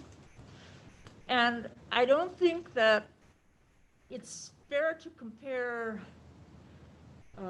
Strauss, which currently is one member of a business park, with the development where it will be the business park. Secondly, I went to the City Hall today and I looked at the Planning Commission's zoning map. And I noticed that most of the area, except for this area that Strauss would be in, is zoned for residential development, essentially, some individual homes, residential development, which I would take maybe to mean apartment houses or condo complexes. There's also an area set aside for business. And I'm wondering if the Strauss facility would move into this area, what kind of residences, what kind of people are actually going to want to be moving into these yet to be developed houses and residences? Are we going to be attracting other less desirable sorts of activities coming into that area? Are businesses going to want to be locating in an area where there's a slaughterhouse? So I'd like to just bring up the fact that my grandparents lived in Cudahy, and I went to visit them, and Patrick Cudahy and Laddish were the only essential employers for the people in that area. And the people who lived in Cudahy worked at Patrick Cudahy, and they owned their own homes. They started out as Polish flats and little four-room homes. But I'm wondering if these are such well-paying jobs, how many of the employees of this proposed Strauss plant will actually be able to live in the $300,000 plus homes in the Franklin, Muskego area? And I'm wondering actually how much Franklin reached out to the city of, Muskego to interact with them on a intergovernmental sort of negotiations, because this is affecting people in Waukesha County just as much as it's affecting us. You have this plant as far out in Milwaukee County as you can go. Okay, So, just like Mr. Rivera, Okay. your time has expired as well. okay, so that's fine. That's all I really have to say. Okay, thank you. Thank you very much, Mr. Short. Yes, ma'am, good evening. Hi, good evening. I'm Lisa Castanozzi, 4450 North Oakland. I'm from Milwaukee, and I'm here because this is like deja vu, because we have been through this in Milwaukee, not more than a year ago, when the Strauss Company came to Milwaukee to try to bring this development into Milwaukee. And once again, the people weren't notified. There's no community meetings held. We were canvassing, we were trying to inform businesses and individuals of what was coming. Nobody knew.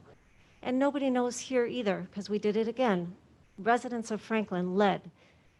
Nobody knew. So it's an opportunity for you all to take a step back and let the community really speak. They're speaking tonight, but it might be too late, and they don't have all the facts.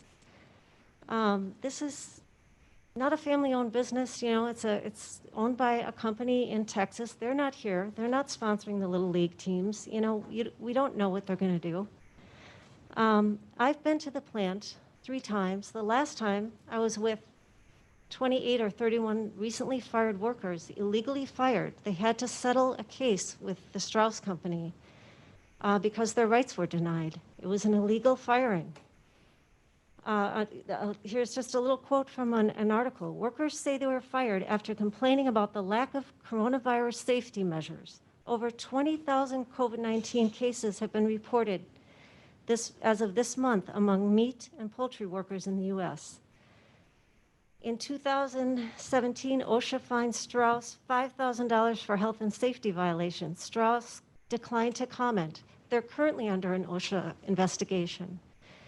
Know your company, know what your residents want, know what the impact is to real estate. What is the overall cost to Franklin over time? Sure, right now there might be money involved. Some people will make money. But over time, the impact is huge. There's not a slaughterhouse, there's not a city in the country that is bringing in a slaughterhouse. In fact, most cities are banning them outright. You have an opportunity here. Slaughterhouses belong far away from cities. Thank you. Thank you. Anyone else? Yes, ma'am.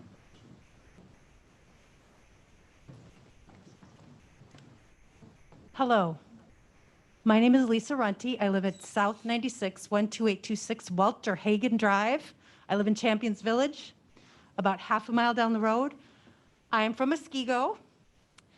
And I just wanted to I think one of the other ladies who was just here wondered if anyone in Muskego knew about this. A few people did, but the residents didn't. And we're very angry about this because the residents of my subdivision, no one had any idea that this was happening a half a mile from our house. And I also have another question. I looked at the original plans, and another person mentioned that there are no longer going to be residential homes at the far east portion of this plot or plan. Is that true? Because I challenge any of you to be the first people to move in there when they're built and open. Because now I hear it's going to be a junkyard instead of the residential homes that were supposed to be there.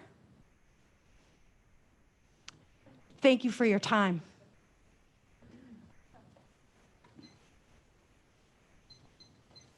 Hi, Hi, ma'am. Karen Zalecki. I live right across the street of what's being built right now. My address is 11736 West Loomis Road. Yes, I'm against this. One thing I don't understand is Mayor Olson, you're supposed to kind of help kind of build up the city. What kind of planning committee are you a part of that allows housing and residential property and then obviously commercial, but the commercial be a slaughterhouse? Is that a good fit? I mean, it's not really kind of meshed together very well. So I'm just don't know what kind of thinking that you were allowing this kind of project to go through. I mean, did you get some extra money in your pocket? I mean, I have no idea. I mean, seriously, I have nothing against the slaughterhouse being built at all. I'm not against any more jobs, but the location sucks. It sucks for everybody in Franklin. The community is a great community, but my goodness, I mean, you gotta have this big, ugly building. Okay, it's be pretty. Sorry for the guy who built it. But I mean, it's not a good building and mix of residential and commercial. Maybe other different commercial buildings, but not a slaughterhouse. It's just, have you heard enough? There may be more. I know. I hope there is. Thank you. Anyone else? One time through, Mr. Rivera. Submit my records for the record. We don't accept written comments at public hearings. But this is my proof of other people that had something to say. And maybe, This is my proof of. Can I Mr. have another 3 Marcelino, minutes? you knew what the rules were. Is anybody else going to speak? I'll go after. Can I have another 3 minutes? Mr. Marcelino, you know what the rules are. We Yeah, told but you never about it. said nobody could have two. Mr. Mayor, I did. I said one time through. so how many minutes does everybody get to speak? 3 minutes? 3 minutes. I'd like to yield my time to Mr. Rivera. No, we Please. don't do that. No, sir. No, sir. No, gave it to Mr. me. Marcelino. All right, so I'm going to Sergeant. just read someone else's. Sergeant, we're not doing Email. this. Says, good morning, everyone. Sergeant, I we're hope not you and your doing families are doing well. This is from Jason Genders of Muskego. Please. Tell somebody. You know, we're not playing this game. Playing what game? Mr. Rivera knew the rules. He People was, that have concerns, they're Mr. Rivera knew the rules, and he chose not to do this. Okay, any other citizen wishing to speak, please come forward. You have 3 minutes, as we discussed. Is anybody else willing to read these other people's? Hello, my name is Greg Weeman. I live Hi, at Greg. 9930 West Oakwood Road, a mile from the proposed building site. I moved to Franklin because of the location, right? Location, location, location. Along with that goes what people perceive as well. I like being out in the rural area, nothing around me. I do have concerns now from being there with, like these other people said, the smell of landfill. Now I have to have the city constantly test my well water to make sure it's possible, safe for drinking. I have Franklin Meats now that there's a small scale slaughterhouse, odors from that. I'm just getting very, very frustrated with the path that Franklin's taking on those areas and not listening to the communities around them that are living in those areas. I'm strongly opposed to having that slaughterhouse built there. Once again, like the ladies right before me mentioned, who are going to move into those houses once this is built?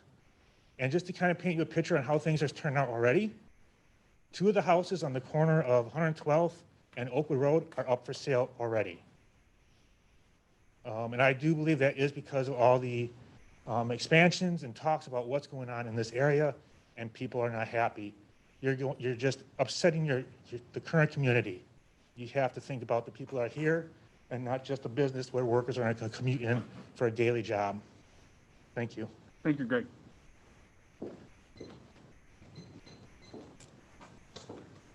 Yes, sir. Good evening. Nicholas Poplar, 11856 West Ryan Road. I vehemently oppose the special use permit requested by Strauss Brands for the expansion and their proposed slaughterhouse. The colossal slaughterhouse will have a detrimental effect on the community. Without a doubt, it will diminish property values in the vicinity. Not one city employee nor any elected official will guarantee that the Strauss facility will not harm, irritate, or endanger adjacent properties, public health, or the welfares of the citizens. The proposed facility and developer seeking special privileges with implied impunity does not provide a desirable environment, nor does it contribute to public convenience. And it certainly does not contribute to the general welfare of the neighborhood or our community. Bear Development, Copart, and now Strauss Brands have contrived the smoke and mirrors, bait and switch affair in our neighborhood. Mysteriously, an affair that some city staff and elected officials are enticed by. Make your decisions wisely and in the best interest of your constituents and our city. And may God help you if any special interests, kickbacks, or undisclosed personal investments persuade your actions here tonight. I ask that you please deny the special use permit and site plan for Strauss Brands. And lastly, Randy, on October 21st, had a statement in the Journal Sentinel. We honor and respect the opinions of the community and don't want to make our home in a place where our presence would not be seen as a benefit. Therefore, we are no longer pursuing relocation to Century City. Well, Randy, 3 rooms here, a resounding amount of opposition to this. We don't want you here. So honor your statement from less than a year ago. You're right. No. Good evening, ma'am. Hi, thank you for having me here. My name's Clodagh McGuinness, 11021 West Cold Spring Road, Greenfield. So I just have a few questions. If a slaughterhouse is not okay for North Milwaukee, why is it okay for Franklin?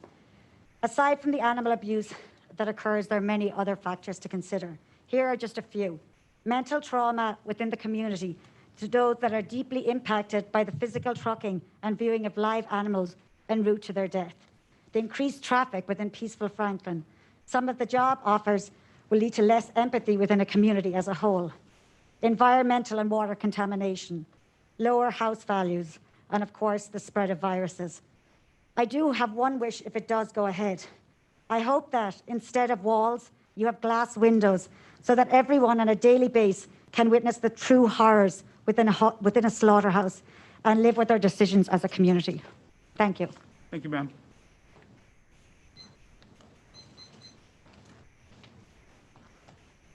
Suzanne Surway. I live at 5059 Saxony Lane in Greendale.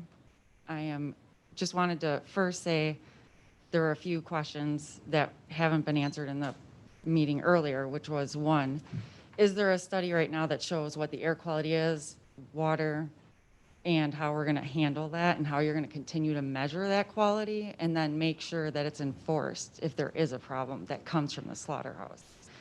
2, it's a different facility. So you keep talking that it's the same thing. It already exists here. It has for how many years? What are the differences between the current facility and what it does and what the future facility is going to do? And what does that mean? And then the third thing is just you're bringing in, if it's true that you're bringing in animals for slaughter, that is a completely different thing than bringing in pieces of meat to be packaged and sold again. And then actually the fourth thing is just be upright and upfront. This is no longer just Strauss. I understand you still own part of it. It is not just Strauss. It is a third-party equity firm that needs to be known and shared out front with your community. And then I also just wanted to read somebody's email since they can't be here. It is Kristen Wollenberg. She lives at West 12, looks like 4S9482, Prairie Meadows Drive, a stone throws away from the proposed site. She already sent this email to the alderman. I'm going to read it out loud, though, for the sake of this meeting. I am imploring you to take action against this request. I am deeply concerned about the health and safety of my family and my neighbors. When we purchased our home, we understood there may be some industrial builds nearby, and we are aware of the landfill nearby, but this goes beyond our expectations and presents a real nightmare scenario for us, particularly around the potential contaminant of our private water well and increased traffic near our yard directly off of Ryan Road, where her son plays. I understand the company has given assurances that they are taking every measure to mitigate adverse effects of quality on the life of the residents. However, we've all seen this so many promises before from other corporations that fail to materialize. When it comes to taking the word of strangers in regards to something that has potential to be so hazardous to our health and well-being of our residents, I am begging you to intercede. If possible, obviously, please submit comments for public record. And that's what I'm doing today. Thank you. You guys realize that when you read somebody else's letter, you're now impacting everybody that's behind you. They have time. We're all here. Thank you. Okay. You were here to serve the people, not the other way around. Thank you, Bashir. I appreciate it. I didn't know that. Ma'am, good to see you. Please. Hi, my name is Janet Tessler. I live at 8697 South Deerwood Lane. I came here tonight with no intention to talk. I have nothing prepared. I listened to what the Strauss family said. I've listened to everybody else that's here, that's come up to this microphone. I'm not happy about this. I'm not happy that the city of Franklin didn't bother to inform me that a 150,000 square foot slaughterhouse was going to be built less than 2 miles from my house. I moved here 3 years ago, happy as can be that I could be a member of Franklin. But you know what, Mayor? You're right. You're absolutely right. This is not a game. This is not a game at all. You're dealing with people's lives. You're dealing with their welfare. You're dealing with their property values. You're dealing with the environment. And no one in the city of Franklin bothered to say anything? Why? Is this the way it goes? Whatever, when does the Common Council vote on this? October 20th. The Common Council will be voting on it? Our elected officials? Why were the elected officials why didn't they inform their people, their constituents? I mean, I don't understand that. This is a democracy. We're supposed to have a say in what goes on in our communities. So your words, it's not a game. You want to live next to the slaughterhouse? Do you live within 1.5 miles of it, Mayor? Does any of the Common Council? No. So you really need to listen to the people that do. Thank you. Ma'am.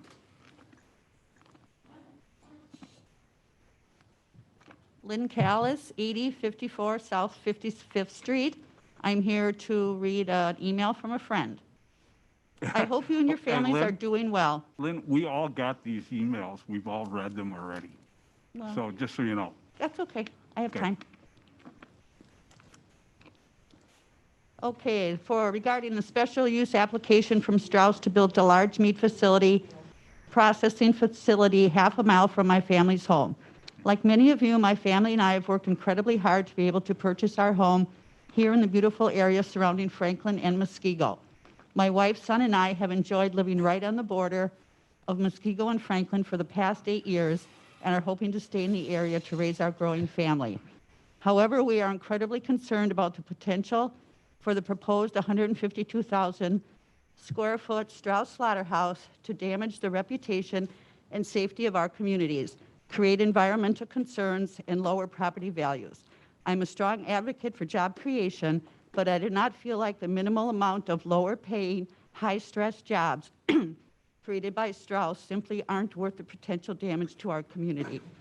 The site Strauss is hoping to build on is less than 1 mile away from several residential neighborhoods. Our family's drinking water comes from a private well, like many of our neighbors who share our concerns. As the Franklin Fire Department also pointed out, the location of the proposed sites creates a tremendous fire hazard given the large amount of ammonia and flammable chemicals maintained on site. The chosen location is quite far from the fire department and would cause a delay in response time in the emergency. Thank you.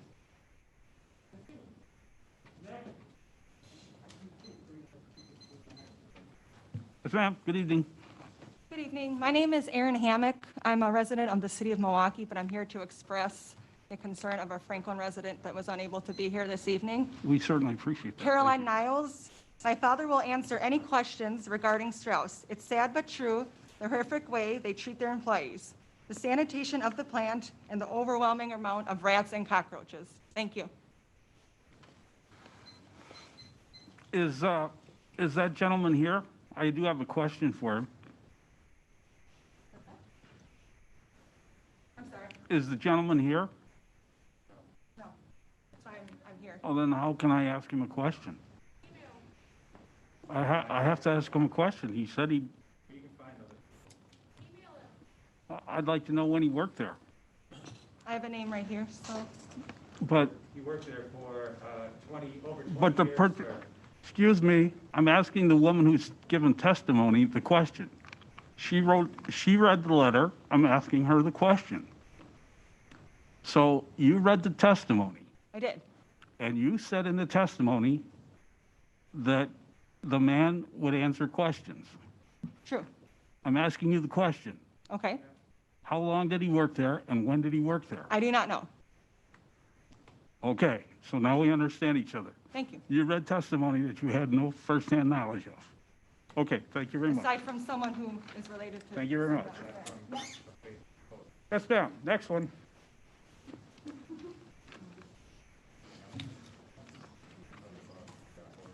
Yes, ma'am. Good evening. Hello, my name is Andrea. I'm from Milwaukee County. And I am Milwaukee County. Milwaukee County, yes. Can you give us your address, please?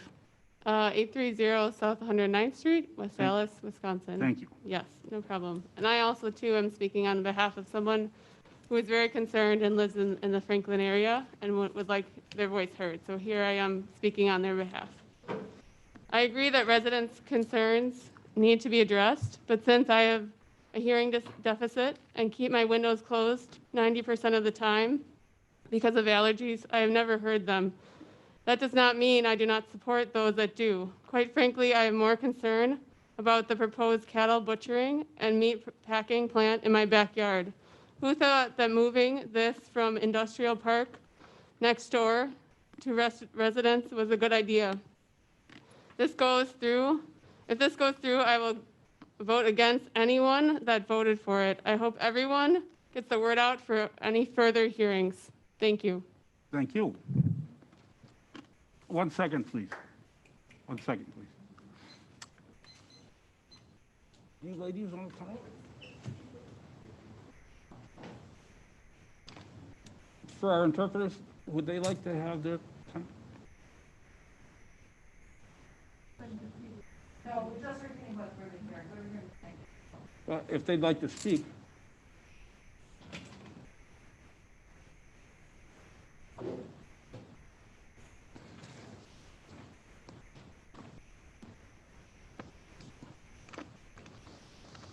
I don't want them to be uncomfortable. I just wanted to offer them the opportunity. My name is Margaret. I live at South 8486 South Deerwood Lane. We just moved to this area, to Franklin, because it was near my mom. And it was a wonderful place to live in this particular location, and we thought it was great with traffic and everything.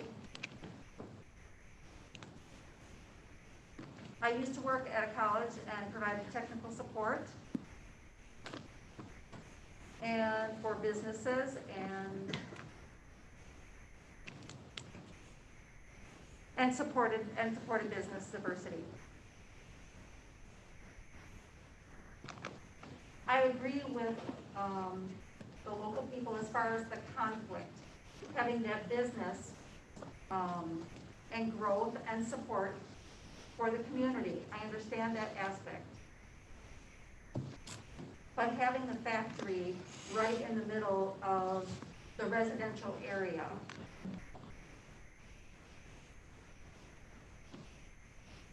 we feel that there would be other areas out, maybe, more in country or, other type of a setting that the land is currently not in use, and that could be used for this type of facility, so you're not where the residents are.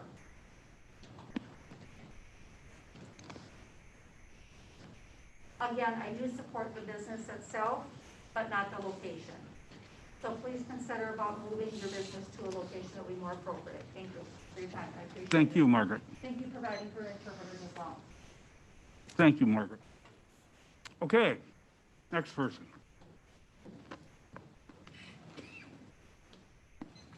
Hello, my name is Odalis Herrera. I'm from Milwaukee County, 3400 South 14th Street, and I oppose to the animal slaughterhouse. Examples of a business that wants to expand and bring a new development into a country and promote a tranquility country. They stop feeding cows up to 24 hours before being sent to a slaughterhouse, so there are no traces of food in their digestive systems that impede the processing of the meat. Cows who are raised for beef and hens, raised for eggs, are killed when they are just 1 to 2 years of age. Even cows raised for milk, just 4 years on average, when their production wanes, their throats cut, and they're ground up into a hamburger. These are all animals with natural expectancy of 10 to 25 years who are being slaughtered by the billions before they've even had a chance to live. Cows are sent to a slaughter, crammed into trucks, banned from food and water.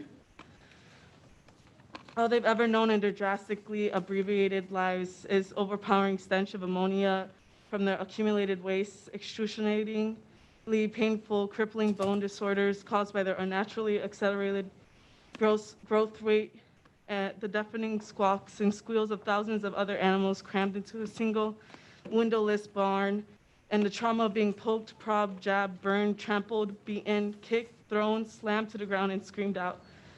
Before being decapitated, cows have their skulls drilled with a specific gun which introduces a retractable bullet into the brains.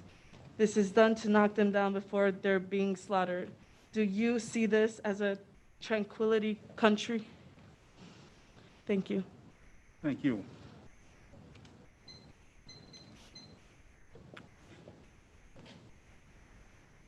Hello, Yes, ma'am. Good my evening. name is Karen Hershenson. A little bit closer, Karen, please. Thank you. Okay.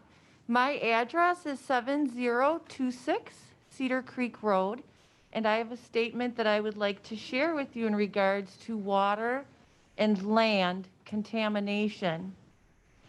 Wastewater from slaughterhouses is among the largest contributors to toxic pollution in waterways, primarily nitrate pollution. 8 slaughterhouses consistently rank among the nation's top 20 industrial polluters of surface water, responsible for discharging 30 million pounds of contaminants in 2009, including nitrogen, phosphorus, and ammonia. This is a 30-plus acre industrial scale slaughterhouse, forever affecting our waterways, air, public health, and the overall quality of life. As state of the art, as Strauss claims it is, there will be runoff, and it will impact negatively our community, not to mention the stench, which is unavoidable, the blight on our community in all ways.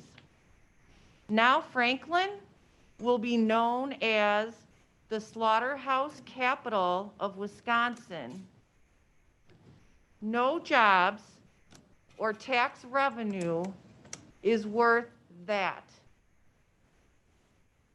Please, I ask you to consider this public input and vote your conscience. Do not feel bullied or driven by profits only. Thank you. Thank you.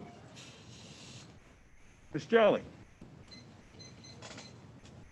Hi, Gabrielle Jolly, 5536 West Allwood Drive. Gabrielle.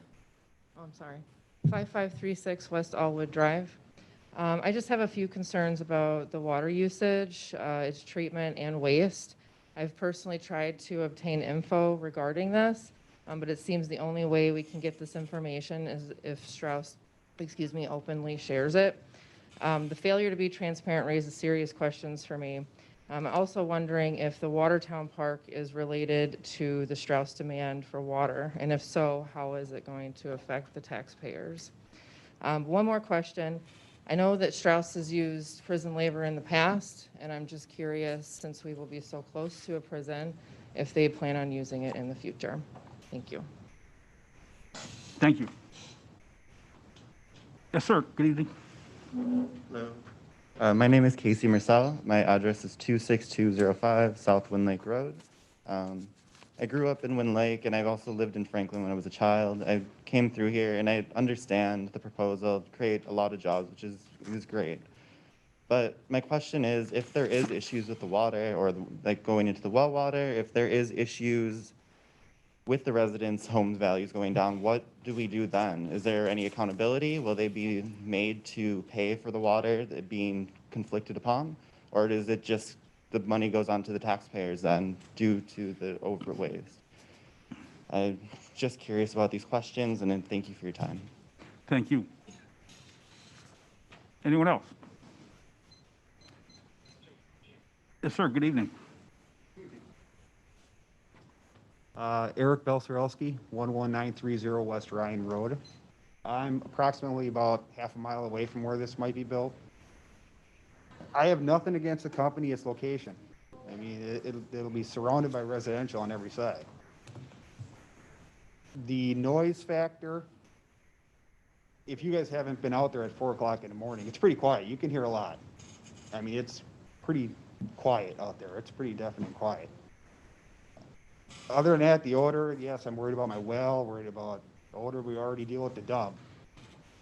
I think you guys just need to look at your vision statement where it says highest quality of residential. Living next to a slaughterhouse would not be my idea of the highest quality of residential, especially for those new houses that are going to be built. That's it. Thanks. Thank you. Anybody else? Mr. Babowski. My name is Steve Babowski. I live at 9012 South Cordgrass Circle West, which is not too far from where the proposed site is, as well as I own 4 more lots nearby, which would be new construction. First off, I want to say thank you to you guys for trying to continue to invest in Franklin. One of the things that I think about any corporation that invests in Franklin and wants to do more, we should embrace. By the same token, I also want to say thank you to you guys who have to make this tough decision, because at the end of the day, you got to look at all the facts. And I think that's what we, as citizens are asking you to do, in the fact that you put in the time, you put in the effort, and the rest of us are going on supposition. So we thank you for going in and doing that extra. I thank you guys, and don't lose heart. So thank you. Thank you. Anybody else? Anybody else? Okay. With that, I'm going to close this public hearing. Public hearing is now closed. Couple of the things that I heard tonight. Well, don't leave. There's still things that are going to happen here. First thing I'd like to do is, Mr. Martinez, would you put up the video that we shot yesterday that we talked about?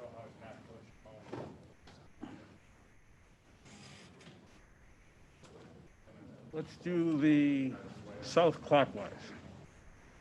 A lot of comments about put it in farm field or something. Just, this is just general information. This is not a sales pitch. This is nothing like that. This is shot by our engineering department with a drone 300 feet in the air above the center part of where the building may be. This is looking south, and it's going counterclockwise now to the north, now to the east, and then to the north. Again, it's 300 feet above where the center of the building would be. That's east. That's 112th Street there. That's where the home sites will be. Retention basins are already in. That's the road that's going to head north. That's Loomis Road. You see the water tower. That's Old Ryan Road there, and 116th Street. It's the wetlands, the DNR property. Mr. Mayor? Can you make sure they share the video, because they're not seeing it? Oh, I'm sorry. We'll start again. Thank you.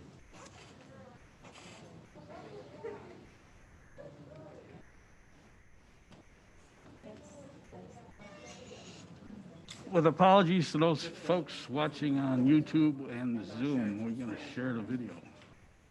Sorry about that. Let's back it up and start over again. Okay, this was shot again before you started, Regular. That's looking due south. That Regular, stop it, please. And go back. Just hit that back 10. Greg, the timeline. The one. No, click on that. Click on the pause, or just drag that. Other way. Other way. Your other way. There you go. You see the tower on the upper right? That's the landfill. So this is due south. It's panning to the east now. That's east right there. That's the barren ground you see there is where the residential development's going to be. That road right there, you see the traffic on it, that's 112th Street. That's due east. See the water tower? That's Loomis Road and the City Hall water tower. Old Ryan Road and 116th Street. Some people here in the audience can see their houses, or at least their lots. Wetlands. See the high tension lines. See the northern part of Muskego. You see Champions Village coming up a little bit more here. So you can see the proximity of the residential areas. See the wetlands. See the quantity of traffic. This was done, I think, at 11 o'clock in the afternoon. There's Champions Village and Big Muskego Lake. That's due south. That's the back property line right there where the tension lines are. Kenny's house right there. 00, Highway 45, and we're back to the waste management landfill. And that's the end of the cul-de-sac.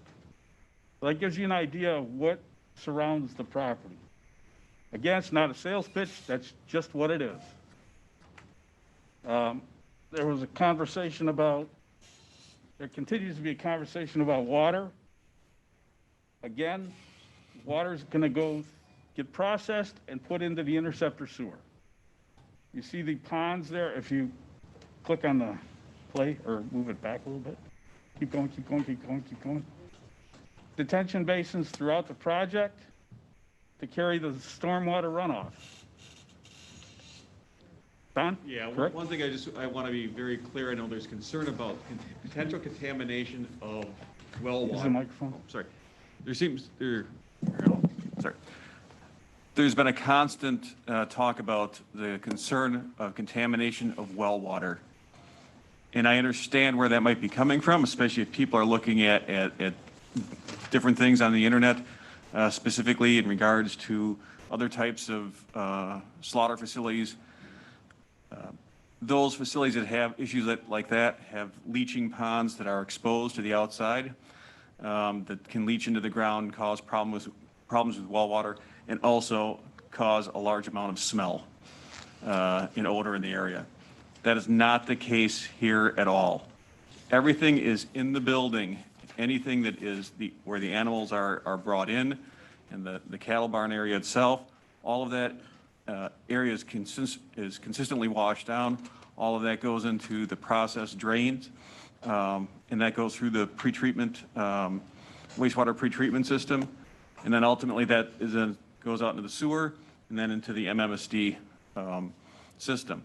There's a constant tracking of the waste that goes out of the facility to make sure that it meets the requirements that the City of Franklin as well as the MMSD have set. So that's a constant thing that Strauss has to maintain. And if they'll have to make certain adjustments or might have to make certain adjustments to the wastewater treatments system to make sure that it hits the requirements that MMSD requires. There was, but I see some people videotaping this with their phones. That's fine, there's no problem with that, but it's kind of wasted effort. All of this is on YouTube, so you can grab it off of YouTube. So you don't need to waste that effort. There was comment from some of the folks from Muskego about not knowing about this. I appreciate that. I've had conversations with Mayor Petropolsky about this project. So I don't want to throw him under the bus, but you can check out his Facebook page and talk to him. So there's that. All right. The normal course of the business here is that we entertain questions from the commission. So questions from the commission for the applicant, Commissioner Leone. So I will be upfront. I have 6 questions that I wrote down. I don't need to ask them all at once, so I can go through them and let other members of the commission speak as well. First, echo the mayor's comments. Thank you for everyone who has come and spoken tonight, whether in support of or opposition to this project. It is very useful for us as members of the Plan Commission to hear all of your thoughts. I did have the opportunity during my research to visit the existing plant on 60th Street. Also, at Mr. Bussen's recommendation, visit what the applicant believes to be a comparable facility at Stella and Chewy's in the Oak Creek Business Park, and then also the proposed site and what that was shown in the video. I will add here, just on a personal note, for anybody who's looking to be a part of the development of this community, there's opportunity with our various boards and commissions. I also have 3 small kids, a day job and a part-time job, and blah, blah, blah can be pretty time-consuming. But I would welcome anybody who wants to help the development of our community to participate in that. 2 other comments about the visits that I did, not only to the existing plant, but to the comparable in Oak Creek. I didn't notice any odor at all. I noticed no visible waste. I asked very similar questions to what some of the opposition to this project asked in that setting to the consultant that's hired, as well as the COO and one other member of the staff. They took me on a tour of their operations inside.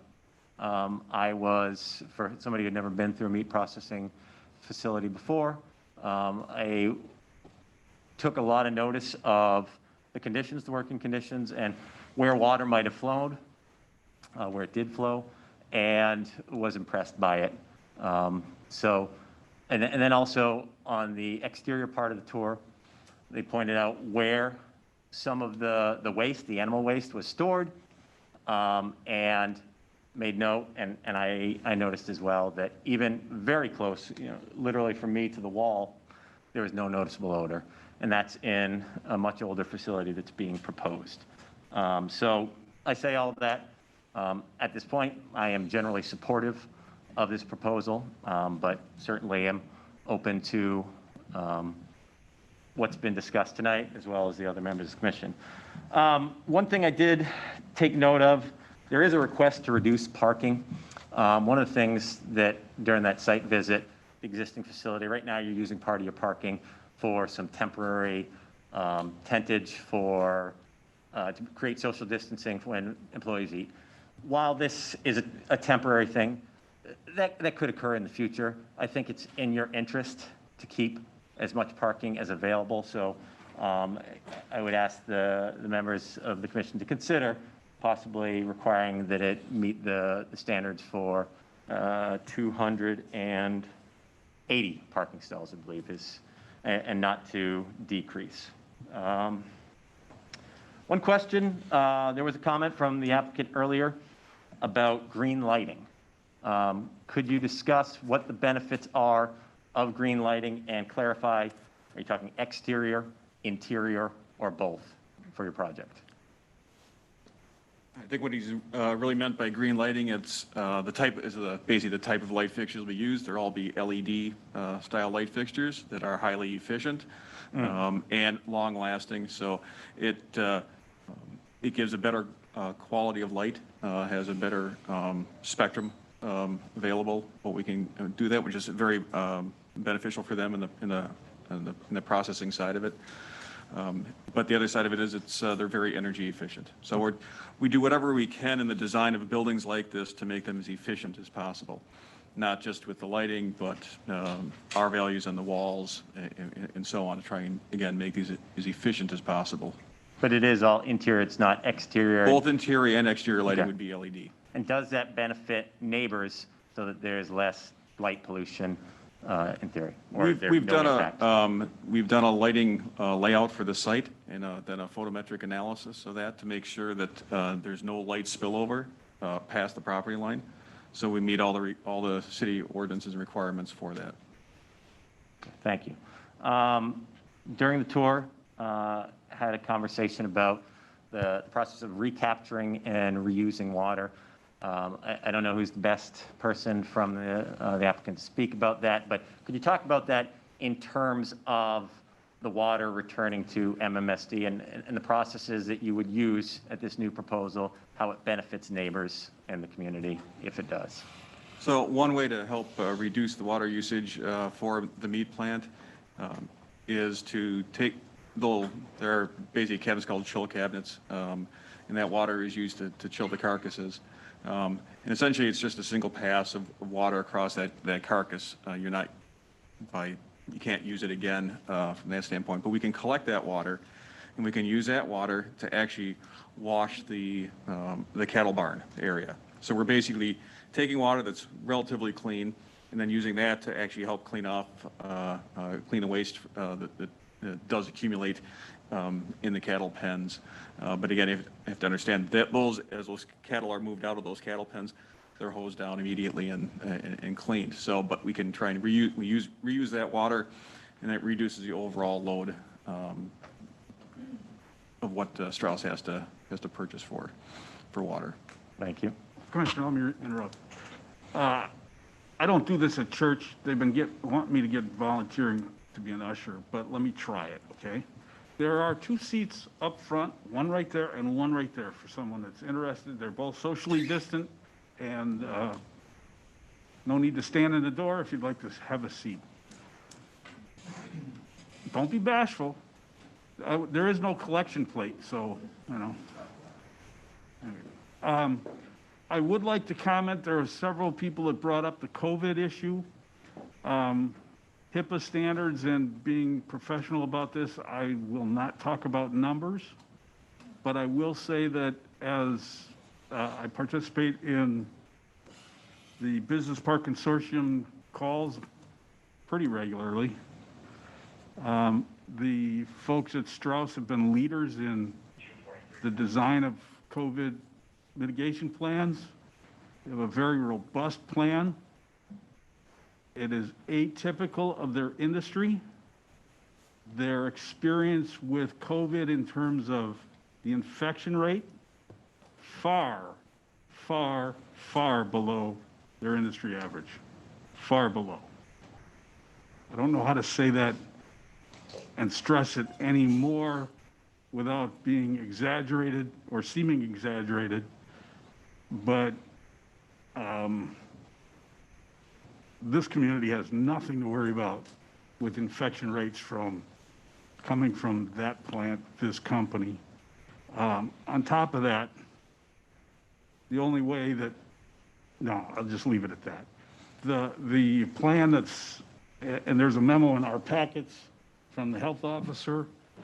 The COVID plan that was developed by Strauss was used by many other companies within the business park as their COVID plan. So let's put that one to bed. If I could make just one small comment on that.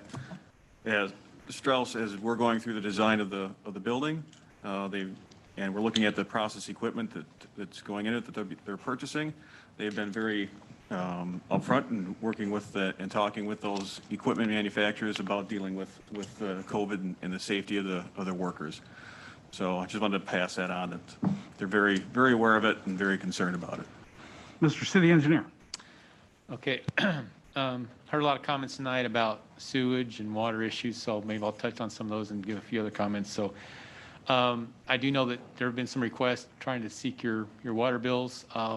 State statute says we don't give those out unless they're connected to your property, and we've made that clear. But I can say it's not a surprise that you are one of our larger water users. When I started here 6 years ago, I went around and visited all my large water users and got a tour of your facility. I've told several people that I anticipate when you have a new facility, you could increase production quite a bit, and you're probably still going to have a lower water bill. So as someone who's trying to sell water, I'm not overly excited about that, but I'm excited for you because like everyone else doing water conservation measures, and you're probably one of the last large water users to really get on board with the water conservation issue. And walking through your facility, it's really, no offense, but it's a hodgepodge. You walk in and it's like, you could tell where each addition happened, and I'm really excited for you to get a much nicer facility. As far as the sewage goes, everyone should know this is not a typical place that you're going to read about on the internet. Everything does flow to MMSD. MMSD has processes where, whether it's these folks or other manufacturers in the business park or anyone, matter of fact, anyone in Milwaukee, in the surrounding counties, there are pretreatment ordinances, and you have to pretreat it to a certain level before it goes in. So there's not going to, I'm not expecting that you're going to clog our sewage full of carcasses and that sort of thing. So walked around your facility quite a bit. I will say, for those who have not been there, you don't smell. You don't smell what's out there from the outside. In fact, I would imagine you probably would have expanded your current site if you could have, but because of wetland issues and that sort of thing, I know that you've pretty much used almost every square half inch that's out there, and you just absolutely can't do it. So for you to grow and succeed, you need a much larger facility, and this is what you think about it. The only thing that I really hadn't come prepared tonight, and I heard a lot of comments about, was what is it going to do to property value? So I'm not a realtor. But I did, while I was listening to the comments, I did a little internet research of my own. And you can do this on Zillow and look at our portal for the, if you go on the Franklin website, you can see actually what people's taxes are, what the valuation of their homes. So the current facility is, it's only about 2,500 feet from some condos, Cobblestone and Forest View Court. You can find some houses for sale right now, some condos for sale, $175,000. They're not very big condos, but they are pretty high dollar per foot, and I think that's generally what people look at when they look at their houses. So that's $170 per square foot. So in comparison, I heard several people talk about Deerwood. Looking up there, by the way, that's 8,700 feet compared to Cobblestone that's only 2,500 feet. So I checked on several homes that are for sale, 225. So there are also condos, but they're much larger condos. They're like 2,000 square feet, so twice the size as Cobblestone. And when you look at the dollars per square foot, it's $127. So in your current facility, which is, no offense, but not a really nice facility, I'm not even sure people know what's there. You've got a subdivision or condo association very close, and the condos are significantly more per square foot than what condos are for the other ones. So I couldn't find any comparables for the folks that live on Ryan Road. Granted, that's only 1,400 feet away, but I did look at, so I didn't check all the homes there. Obviously, I'm sitting here trying to listen to the comments also, but so anywhere from 187,000 all the way up, I'm sorry, anywhere from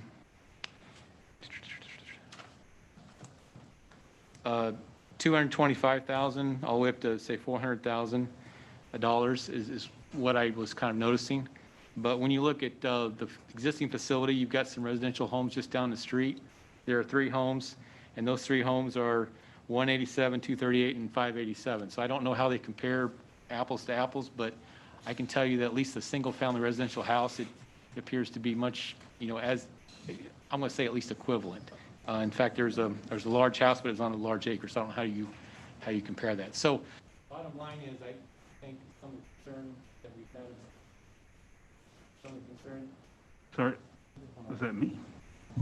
Did I do something? There we go. So at least when you compare, single-family homes, there's some right there, basically right next door, down the street a little bit anyway, and at least it looks like the homes are comparable. So I had not come prepared to look at that, and just a quick search, it looks like it's, I don't think that's justifiable as far as that all those comments about how does it affect home values. So that's definitely not supportive, and I agree with the former mayor who spoke. I think most people didn't even know what that facility was. You drive by it, you just think it's another manufacturing facility. I think this will be the same place, same type of facility. You're just going to see a big building there with the other industry that is planning to move in eventually. So having said that, the water tower, I will say that even without this facility, we still need a water tower. Water tower has absolutely nothing to do with this facility. It's been planned in the master plan for, I would suppose, decades. Both Milwaukee and Oak Creek that we're looking at for our water issues have both told us and put us on notice that we need more water in the air. So with or without Strauss's current facility or a future facility, we need more water in the air. We found a spot, we've done soil testing, and we're moving on the process. That's why it just happened to be coincidence that at the same time we're looking for that. So that's needed regardless. So I've handled sewer, water. As far as the transportation issues, I mean, you're on State Road, and it's already designated as a one of the major thoroughfares. Actually, it's one of the few, people don't realize this, for wide loads moving through. It gets its fair share of use. I would suggest to you the one home that is the closest home. They basically are on old Loomis, and they back up to the current Loomis that gets a lot of traffic. When you leave that cul-de-sac, every time I've been there, it seems like you're in the middle of a half dozen to a dozen or more trash trucks, large semis, and other things going down to the trash zone. So I do appreciate the concern. Like the one gentleman, I've been knocking my head out trying to figure out this odor control issue for the sewer. We're working on that, and the last thing I want to do is create a stink, but this will not create that. So I don't know the need for a study from some other consultant to tell us what's obvious, and this Plan Commission routinely considers these kinds of issues and makes judgments. We've got a wide variety of expertise up here, and I appreciate all their concerns, and I think this body has the ability to make a good recommendation to Common Council and make a decision on these site plan issues. Just real quick, and then we're going to go to Commissioner Haley. The residential development to the east is owned by Bear Development. They are in full, I hesitate to speak for them because I don't have a piece of paper, but they've told me they sold the property to Strauss, so they're obviously in support of the project. Since that time, we've received a notice from another developer who has just recently developed the Parade of Homes site for this year, who is going to buy a portion of that development on the east side for residential development. Same development, he's going to buy a portion of it. So here's two residential developers who are putting their money where their mouth is. So I'm not a residential developer, but these guys are putting their money where their mouth is. So I got to take their word for it that it's a good market. Commissioner Haley, microphone. Turn your microphone. First, again, I would like to thank you all for being here. I know it's a great imposition to come out and spend these hours, and there's better things you can be doing with your time. But you obviously are concerned about your neighborhood, your city, and what's going on. I've heard a lot of comments and questions on both sides. I'm going to say that I'm a bit disappointed because you don't know what's going on, and that's why you're here asking questions. I'm a member of this Plan Commission, and I knew nothing about this project other than innuendo and hearsay about a potential development someday down there until last Friday when I got this entire packet of material. It was the first time I had an opportunity to see anything concrete on what was being proposed, where, how, the magnitude, the use, any of this. Needless to say, I've got time on my hands. I went through all of these documents in great detail. I have hundreds of questions. Many of them were the exact same questions I heard out of my fellow citizens here, okay? I would love to have answers to those. I don't think we have enough hours to go through them. The one question I would really love to hear an answer to, and I believe Don Dorson brought it up, and that's this whole dichotomy of what you did versus what you're doing. I was always under the impression that at the existing facilities, you processed meat, that it wasn't a, quote, slaughterhouse. There may have been some of that going on, but it was meat products being brought in, packaged, shipped off, that sort of thing. Can we get a straightforward answer to that? So our facility processes upwards of 400 veal calves a day. And through the 70s, 80s, and 90s, it was doing 2,500 to 3,000 veal calves a week. So we still partake in that activity.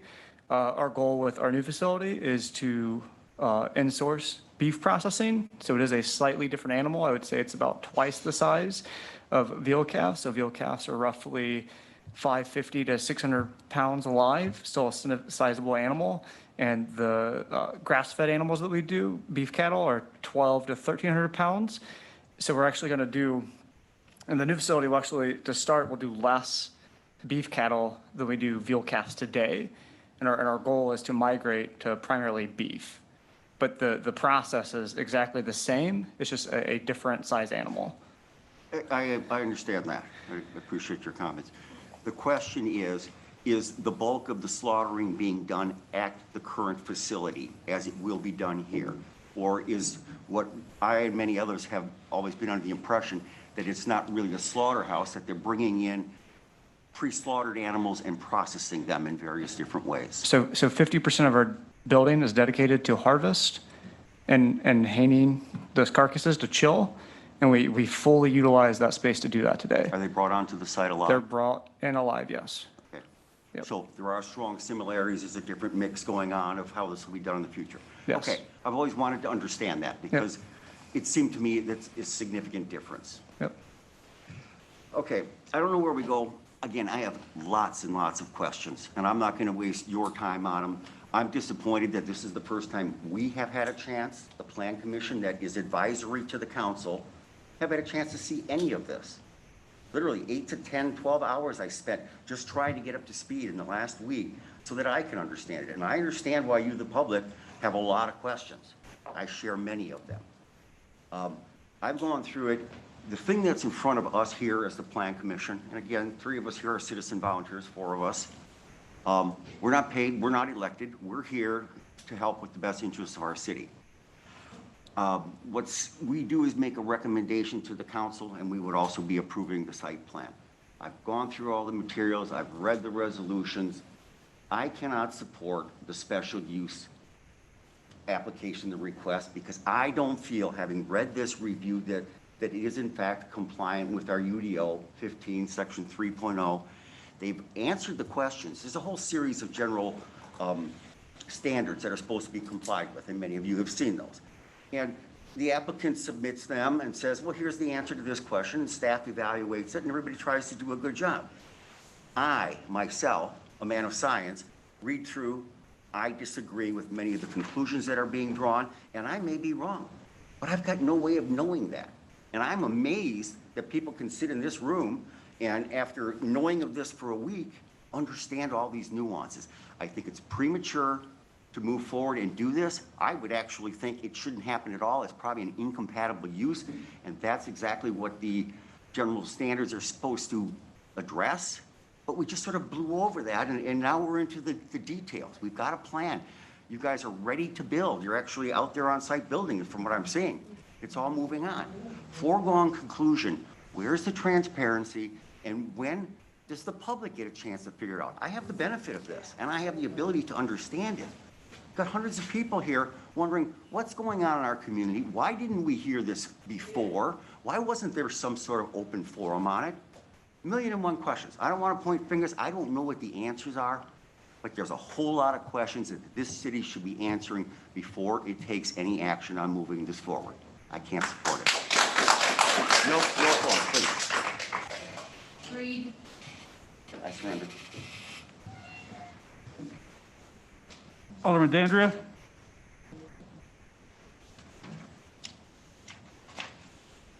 I'm here. I've had an opportunity to listen to everyone and their comments. I know that Strauss has put a lot of effort and into putting all these plans together. I'd like to know, did Strauss do any impact analyses that the citizens have been asking for that we have not seen as a commission?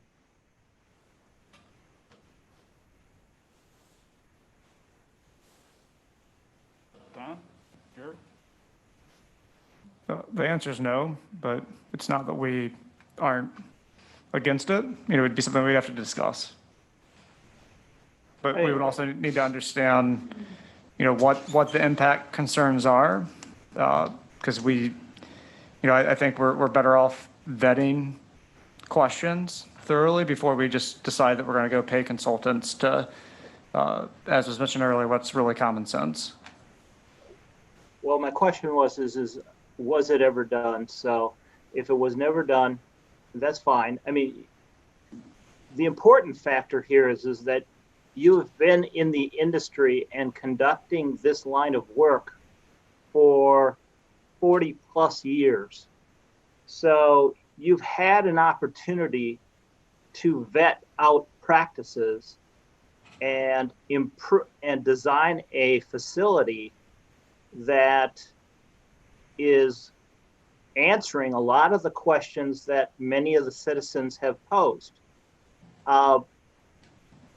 Speculation is wonderful, and it can sway many people's opinions on a project. On the commission and as an alderman, we have to make these tough decisions. And there are many people that are adamantly emotional on this for one particular reason or another. But it's not necessarily the reason that we deny this type of project. So some of the commission members may not have had 2-3 weeks to review data. I mean, we've had plans and have had an opportunity to go through this for at least a week and a half, along with going through the budget and everything else. I think it's a viable project to move forward, and it will be very beneficial for southern Milwaukee County and the state of Wisconsin as a whole. Mr. City Engineer. I'd like to actually ask Commissioner Haley some questions. So, we may or may not table this tonight. I understand, I think that's what you were maybe implying. I guess I don't understand the difference between this company and another company that might make widgets. You bring raw materials in, you make a widget. They just happen to be making products that go to grocery stores. Everything is self-contained. It's no secret that it's been coming. Many folks have indicated that, a year ago they were talking about going to Milwaukee. That made the news, all over the news, and it was indicated that they were going to come to Franklin. This spot was being looked at. I don't think that's been any secret in the newspaper. So my question is, what are your questions that we can maybe talk about tonight? Is it the number of parking spaces? What about this then that would be different than another company that makes widgets that does manufacturing?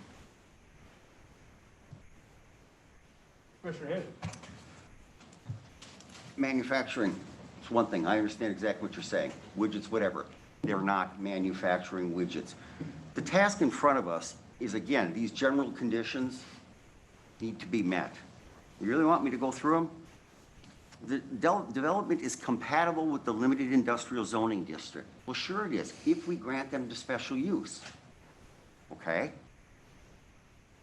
high volume of outside air to dissipate buildup of the odors. So they're sucking in large quantities of air. I get this. This is all high technology, and I'm aware of that. I know how these buildings work. So you bring in a whole bunch of air. It doesn't disappear. It goes somewhere. You can dilute the odors down. You can put in scrubbers, but there's no way to contain all of this.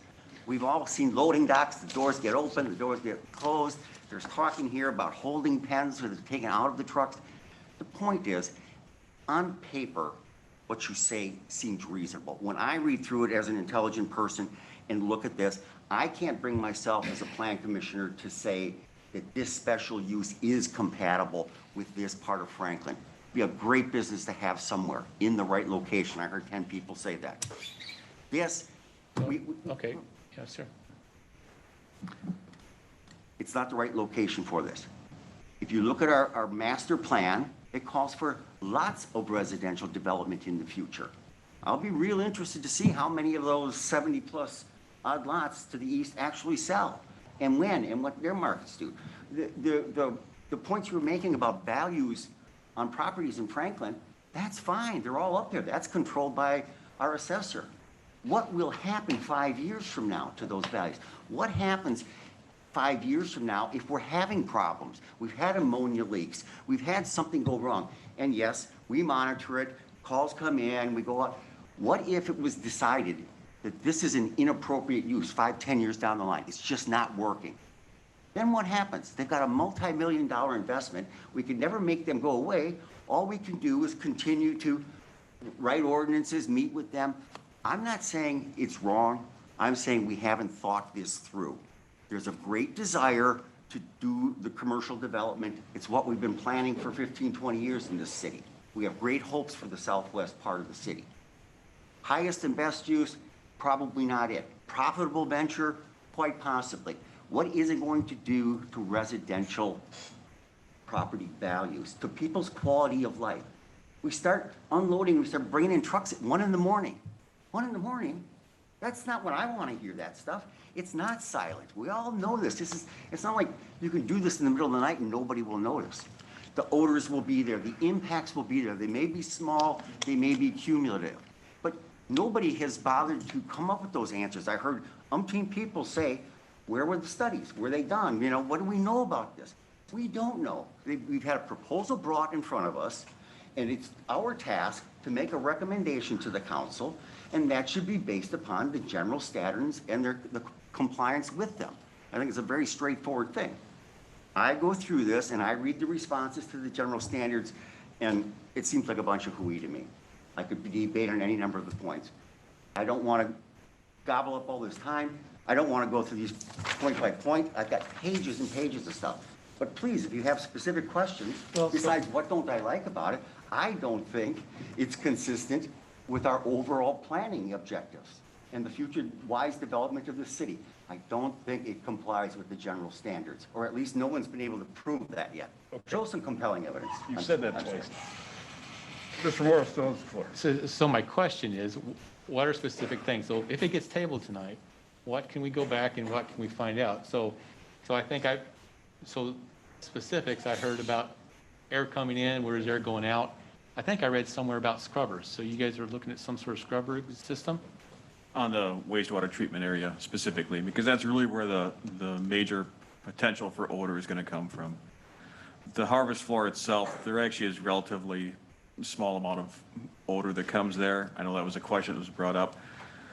We're ventilating it again with a large volume of air. That two purposes for that. Really, the main purpose of that is to try and make that space comfortable for the workers. It's basically an ambient space. We're not trying to cool that like the rest of the building is, where the processing goes on. So we're using a large volume of air to, one, make that space comfortable.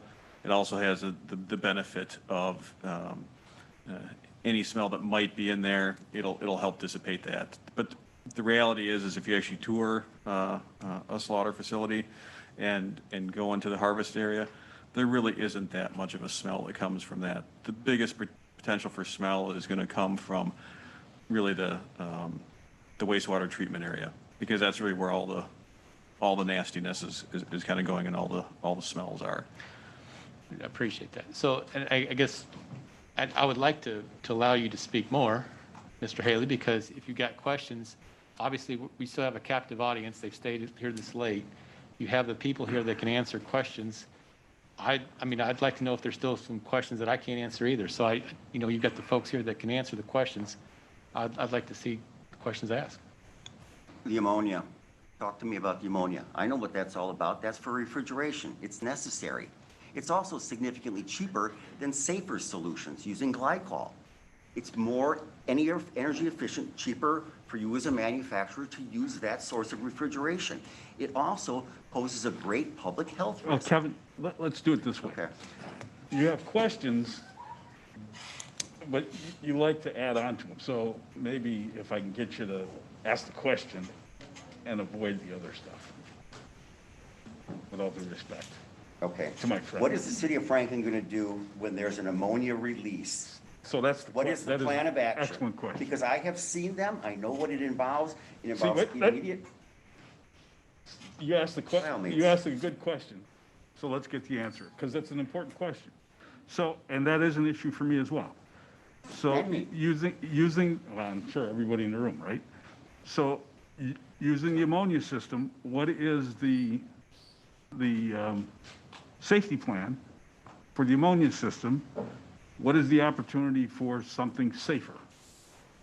Okay, so ammonia is an industrial refrigerant, and it is actually one of the most used industrial refrigerants out there. Economically, you have to kind of consider kind of the overall system. You basically aren't going to cool or glycol itself isn't a refrigerant, so you need something to be a refrigerant. Ammonia is one, CO2 is one. Freon is one, or different versions of that. Ammonia is a very efficient refrigerant. So the main system itself, it is ammonia that is piped throughout the building to the different cooling coils on that. The overall charge in the system is going to be over 10,000 pounds, or probably closer to about 16,000 pounds of ammonia, which does require that Strauss would have to have what's known as a PSM plan, or Process Safety Management Plan, that has to comply with all EPA requirements. There's ammonia detectors throughout the building, throughout the system. Yes, is it possible for something to fail and to have a release? Yes.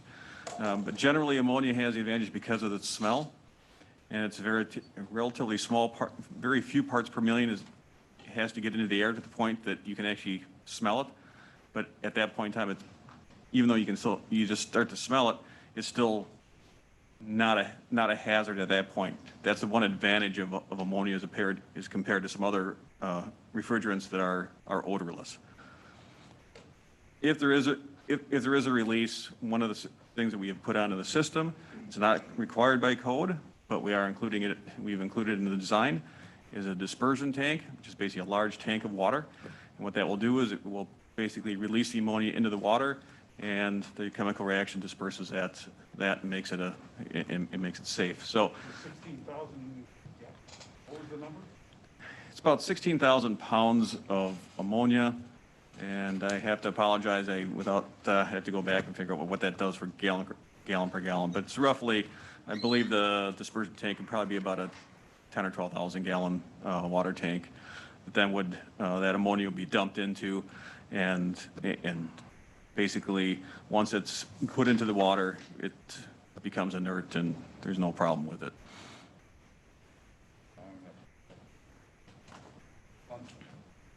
I'd like to hear specific questions, because it's already after 10, so let's go ahead and finish it out. And if we were going to table it because of some serious questions, I'd like to be able to know what to research between now and the next meeting.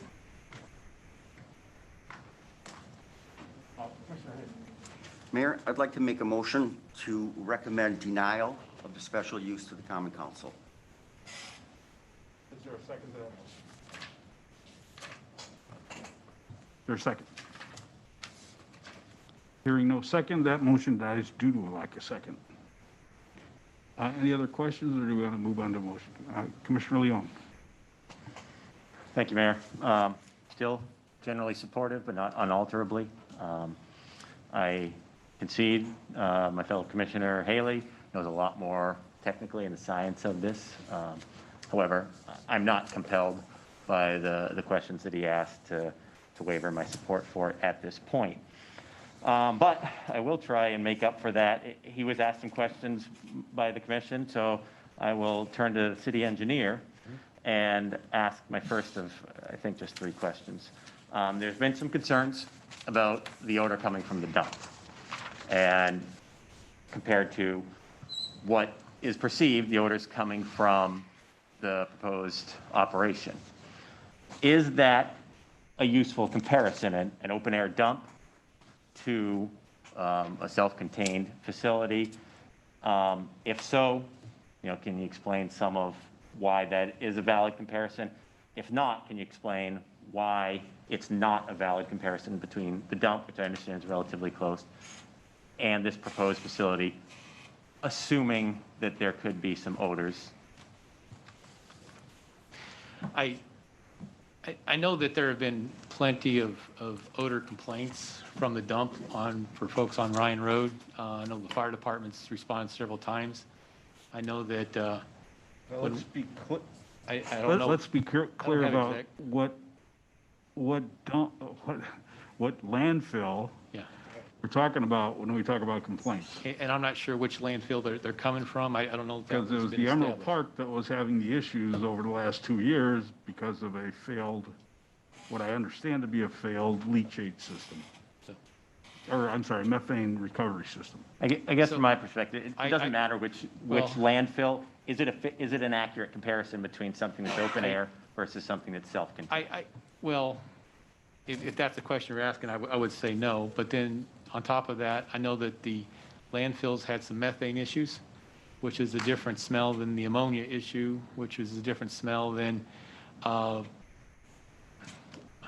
guess that would be methane that would potentially leak. But if you have it going through a scrubber, that is something that the landfill doesn't have. So the fact that they have an active scrubber, which is one of the tools I'm using to solve the sewer issue on Ryan Road, we actually have a scrubber in place, and it's working wonderfully. So, they have to be designed and so forth, but I would say it's different because, one, this is contained, and what methane might escape would, as I understand, would be going through a scrubber.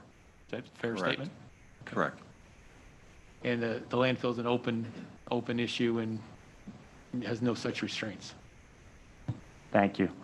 Second to last question. And this is in regards to some of the conversation about COVID-19. And I'll ask the applicant a question and then have a follow-up comment to it.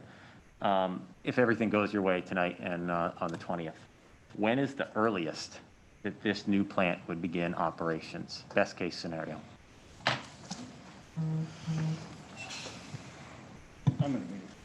I would say earliest is probably June of 2022. June of 20, so roughly, what's that, 1.5 years? Okay. I think that it's hard to predict, right? But I think that there would be the potential for vaccines and treatments for COVID-19, and that type of planning may not apply, that type of consideration may not apply to this proposed facility if it were to be approved. Last question here. Many of us, those of us who are members of this commission are appointed. We're not your elected officials. I had hoped to be able to ask Alderman Nelson this question, but I believe he left early on. I don't know if he's in another room or, yeah, I thought he left. Okay. So I do see that my own elected official is on the call. I did talk with him, asked him some questions about this just a couple of days ago. In addition to being an alderman here in Franklin for my district, he is also the fire department chief in the city of Cudahy. And I know one of the former mayors already spoke about some of the issues that they had there, but he had basically given some of his perspective of the concerns that were at the Patrick Cudahy facility and the tannery that was there at one point. But he wanted to hear some of the the comments and the way that the applicant addressed those questions. So I would ask Alderman Mayor, if you're able to speak, have the answers that the applicant has provided answered some of the questions that you've had in your capacity as a fire chief in the city of Cudahy that has something roughly comparable. And I see you're still muted, so I don't know if that means that you're there or not. And I will say that if he's not able to answer it, then, you know, I would say that before the 20th or at the meeting on the 20th, that, you know, that our elected officials who we choose to select to make these decisions for us, speak to that at the Common Council meeting. So assuming that he's not going to be able to talk, I will leave that question for another time. Thank you. Let's discuss for a moment the impact of both votes. So the site plan is, does this building fit on the site, access, et cetera, et cetera, et cetera. It's the physical properties, right? So then the other action is the special use. So is the use appropriate for the site? That particular action goes to the Common Council. So if the Common Council gets that and doesn't approve it, then the other one's moot, right? So, you know, mez a mez, right? So, you still have the floor. If there were no other questions or comments from the commission, which I see Commissioner Hogan does, but the only thing I would add is that if there is a proposal, and I would be willing to make it, to approve the part of it to do with parking, I would remove that. I would leave it at 280 spaces. Again, I think for the other uses of that parking lot, I think it would benefit you to do that. If you have some comments about it, please share them, but I think it would be better to leave those spaces. Well, I think there's some confusion. I think the proposed number of spaces is 280. I think it was a reduction from 312. That's correct. Oh, I thought you said 240.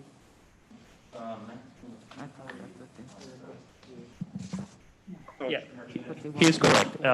So the ordinance required 324, and they are proposing 280 parking spaces.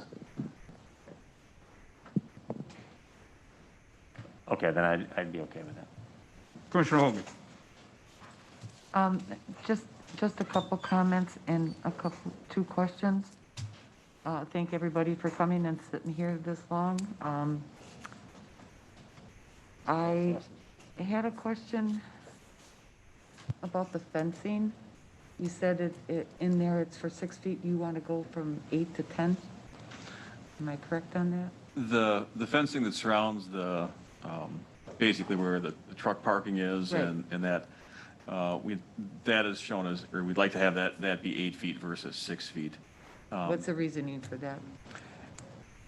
It's pretty much industry standard around these types of facilities, and also from a food safety standpoint, that we go with a taller fence just so there isn't any issues. But that's pretty much more of an industry standard than anything else. Okay. And the 10-foot high, that had to do with the masonry screen walls. Okay. Thank you. This question, I too, I didn't go and do a tour inside, but I did go by your facility now. I did not smell or, I didn't smell anything. I did, I sat around there for a while and I didn't smell anything. Didn't have any complaints. I did talk to Chief Remington about the problems or concerns that he was looking at for the for the fire department. Our station, we have 3 stations here, okay? And I guess I would ask this question to the mayor. If there was some type of a fatality there, what would we do to try to meet or address that? If there was some sort of incident? like a fire or a leakage for, It of the depends smoke? on what it would be, and of course, I'm not a fire chief, but I do work a lot with the chief and on these issues, but, so take it for what it's worth. The alarm would come to Station 1, we dispatch, depending on what it was. We dispatch out of Station 1, and they would be the initial response. Depending on what it was, we would probably call for mutual aid from Muskego, actually test corners, and depending on what it was. If it was an ambulance call, we would handle it directly Okay. by ourselves. And And then we, of course, do we you would think also we would meet respond that from Station response time 3. for us to get there? I Because don't know what the we're far response time away. is from there, but it's obvious, it's a straight shot down Loomis Road. Okay. So, as opposed, I'm being waggled at. Yeah, I actually did a maneuver off of, the mapping programs. Lights and sirens? No. No. The distance from from FS1 to the property location is 3.1 miles. You'd get there in 6 minutes normal speed. Now, obviously, a call an emergency, they're going to bypass the lights and they go zipping all the way down there. So they'll get there in less than, probably closer to 5 minutes. So that's roughly the average response from FS1. I also asked him about the facility that you are currently at. He said he has no issues at all. They're all good with everything. They haven't had any incidents, so I am good with this project. I understand where Commissioner Haley is coming from. I too got this. Wasn't able to go through and science that you all very good at what you do. But I think that this would be good for the city of Franklin. I know that the people in the surrounding area do not like it. And I will be a go with this. Thank you. Mayor, I have one more question. Yes, sir. Alderman Dandridge. To Strauss, when a truck delivers the live cattle, what happens to the truck after it is the cattle is unloaded? There will be remnants or there may be feces in the truck. The clean out of that cattle truck, what happens to that material at that point? So the livestock trucks are not ours. We use third-party haulers to bring the livestock in. So they would depart with that trailer and tractor and clean it off-site. So they're cleaning it off-site outside of the city of Franklin, outside of Milwaukee County? Most likely, yes. Okay, and so, but any residue that will be on the concrete in that staging area, where does that flush out system go? Is that into a self-contained system? So in today's environment, I'm not aware of us ever having this issue. So I don't believe we're going to have it at our new facility. But if we do believe it's going to be an issue, then yes, we would have it go to a self-contained area and go through pretreatment. That's all I'm asking. That, we don't know if it would happen, but it can happen. Even though, the animals may not be fed 24 hours prior, there may still be something in their track. So that's all, that I'd be concerned with is that flushing out of that material that would be in the concrete area that would go into that waste area for cleansing. And then there were no comments, but there is an ozone treatment process, correct? not related to what we were just talking about, but within the system of the air filtration, is there also the ozone treatment process? There, you can get ozone treatment as part of a way to help reduce odors. That is Okay. something we specifically didn't look at on this. I'd have to go and take a look at how, we haven't fully designed the air scrubber system and have that fully, so we'd have to get to the point of doing exactly what parts and pieces and which manufacturer we're using and which options would be on it. Well, I'd be happy that at least you look at it. I know that there's always a cost number, but if anything can happen to, knock out any reduce the amount of odor that could escape, I mean, that would be a plus. And Don, it is something that we are reviewing. We Okay. were discussing ozone 3 weeks ago in our meetings. Okay. It is something we're looking at pricing, and we are discussing, and where it makes sense, we may put in that process. Okay, I appreciate it. That's my final question, Mayor. Thank you, Alderman. Just want to comment that we're not doing this in a vacuum. I'm sorry that Commissioner Haley thinks that it's happened without much notice. Sorry, folks, let's not do that. Remember, you've been very good tonight. Let's not make these comments. Ladies and gentlemen, you've been very good tonight. Please don't start. You've been very good. Thank you. I meet with the mayors and village presidents of Milwaukee County every month, and this is a hot topic with them, especially high-ranking city Milwaukee officials, one of whom was with me on a tour 2 weeks ago. And an anecdote is that, and I was telling Mr. Strauss this evening, we drove past the facility. He was calling me all kinds of names because they're very upset that they don't have the facility. They were very upset about the politics of all of that, and they wish they had the facility there.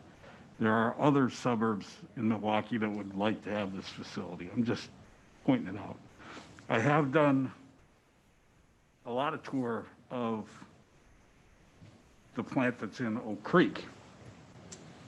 Doesn't even compare to the plant that's in 60th Street in terms of the operational cleanliness and the lack of odor. Strauss's do a much better job. So I'm confident. We want to put some more safeguards in, and we'll do that. I've got additional motions for us. I think you know what these are. Commissioner Leon. Just a follow-up question to Alderman Dandrieu's question about trucks. During my tour, I was told that you actually do have your own logistics. You do have your own trucks, but is that for outbound only for the products as you're sending them to your distributors or your retailer, not for the animals coming in? Correct. It's just for outbound only. All right, thank you. Anything else for the applicant? All right, let me suggest this. There are some staff recommended changes. I think these are at the places. You have them at your table, the front end of the packet. We made some changes to the resolution on the special use. We altered condition number 4 to reflect the hours of delivery operations. We made a change to condition number 12 regarding the follow-up on the expansion of the building itself. In the future period, we didn't include that as part of this review. We did reference it in the review comments, but we didn't specifically call them out for site plan purposes. So there would be a future site plan amendment for any expansion. We revised the condition number 19 to make it a little bit more, just to clean up the language a little bit. And then in addition, we added condition number 20, which was the new one, to provide a protocol process for any sort of odors detected off the premises and the protocol for how to address that going forward. And that's all included in the special use resolution. Questions on those changes?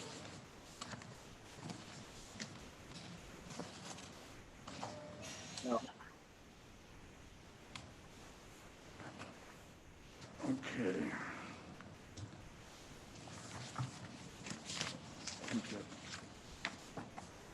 All right, let's give it a try.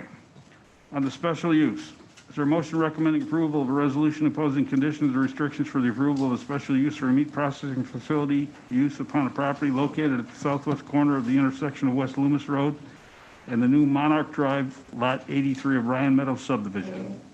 So moved. Second. Mr. Martinez, please call the roll. Commissioner Hogan, Aye. Commissioner Haley, No. City Engineer Morrow, Aye. Alderman Dendria, A little louder, Alderman. Aye. Commissioner Leon. Aye. That's 4 ayes, 1 no, and 1 absent. Motion carries. And 1 abstention. Motion carries. On the site plan, is there a motion to approve a resolution approving a site plan for construction of a meat processing facility with associated cattle pen, a harvest floor, carcass coolers, fabrication areas, packaging areas, warehouse areas, shipping docks, operation offices, employee welfare spaces, associated mechanical support facilities, and spaces, a future development area, stormwater ponds, parking lot, and truck and employee vehicle entrance drives, being the southwest corner of the intersection of West Loomis Road and the new Monarch Drive, Lot 83 of Ryan Meadows subdivision. So moved. Second.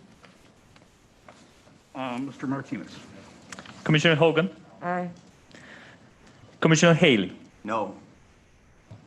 City Engineer Morrow, Aye. Alderman Dendria, Aye. Commissioner Leon. Aye. Motion carries 4 ayes, 1 no, 1 abstention. That concludes the 2 items for the Strauss package. Thank you for your attention.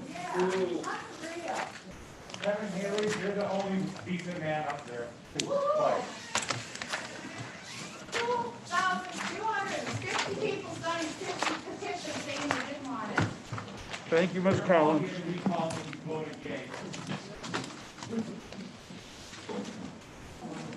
We'll take a 7-minute break. That's not a threat, Mayor Olson. That's a promise. You're getting recalled in April. Okay. Mayor. Yes, sir.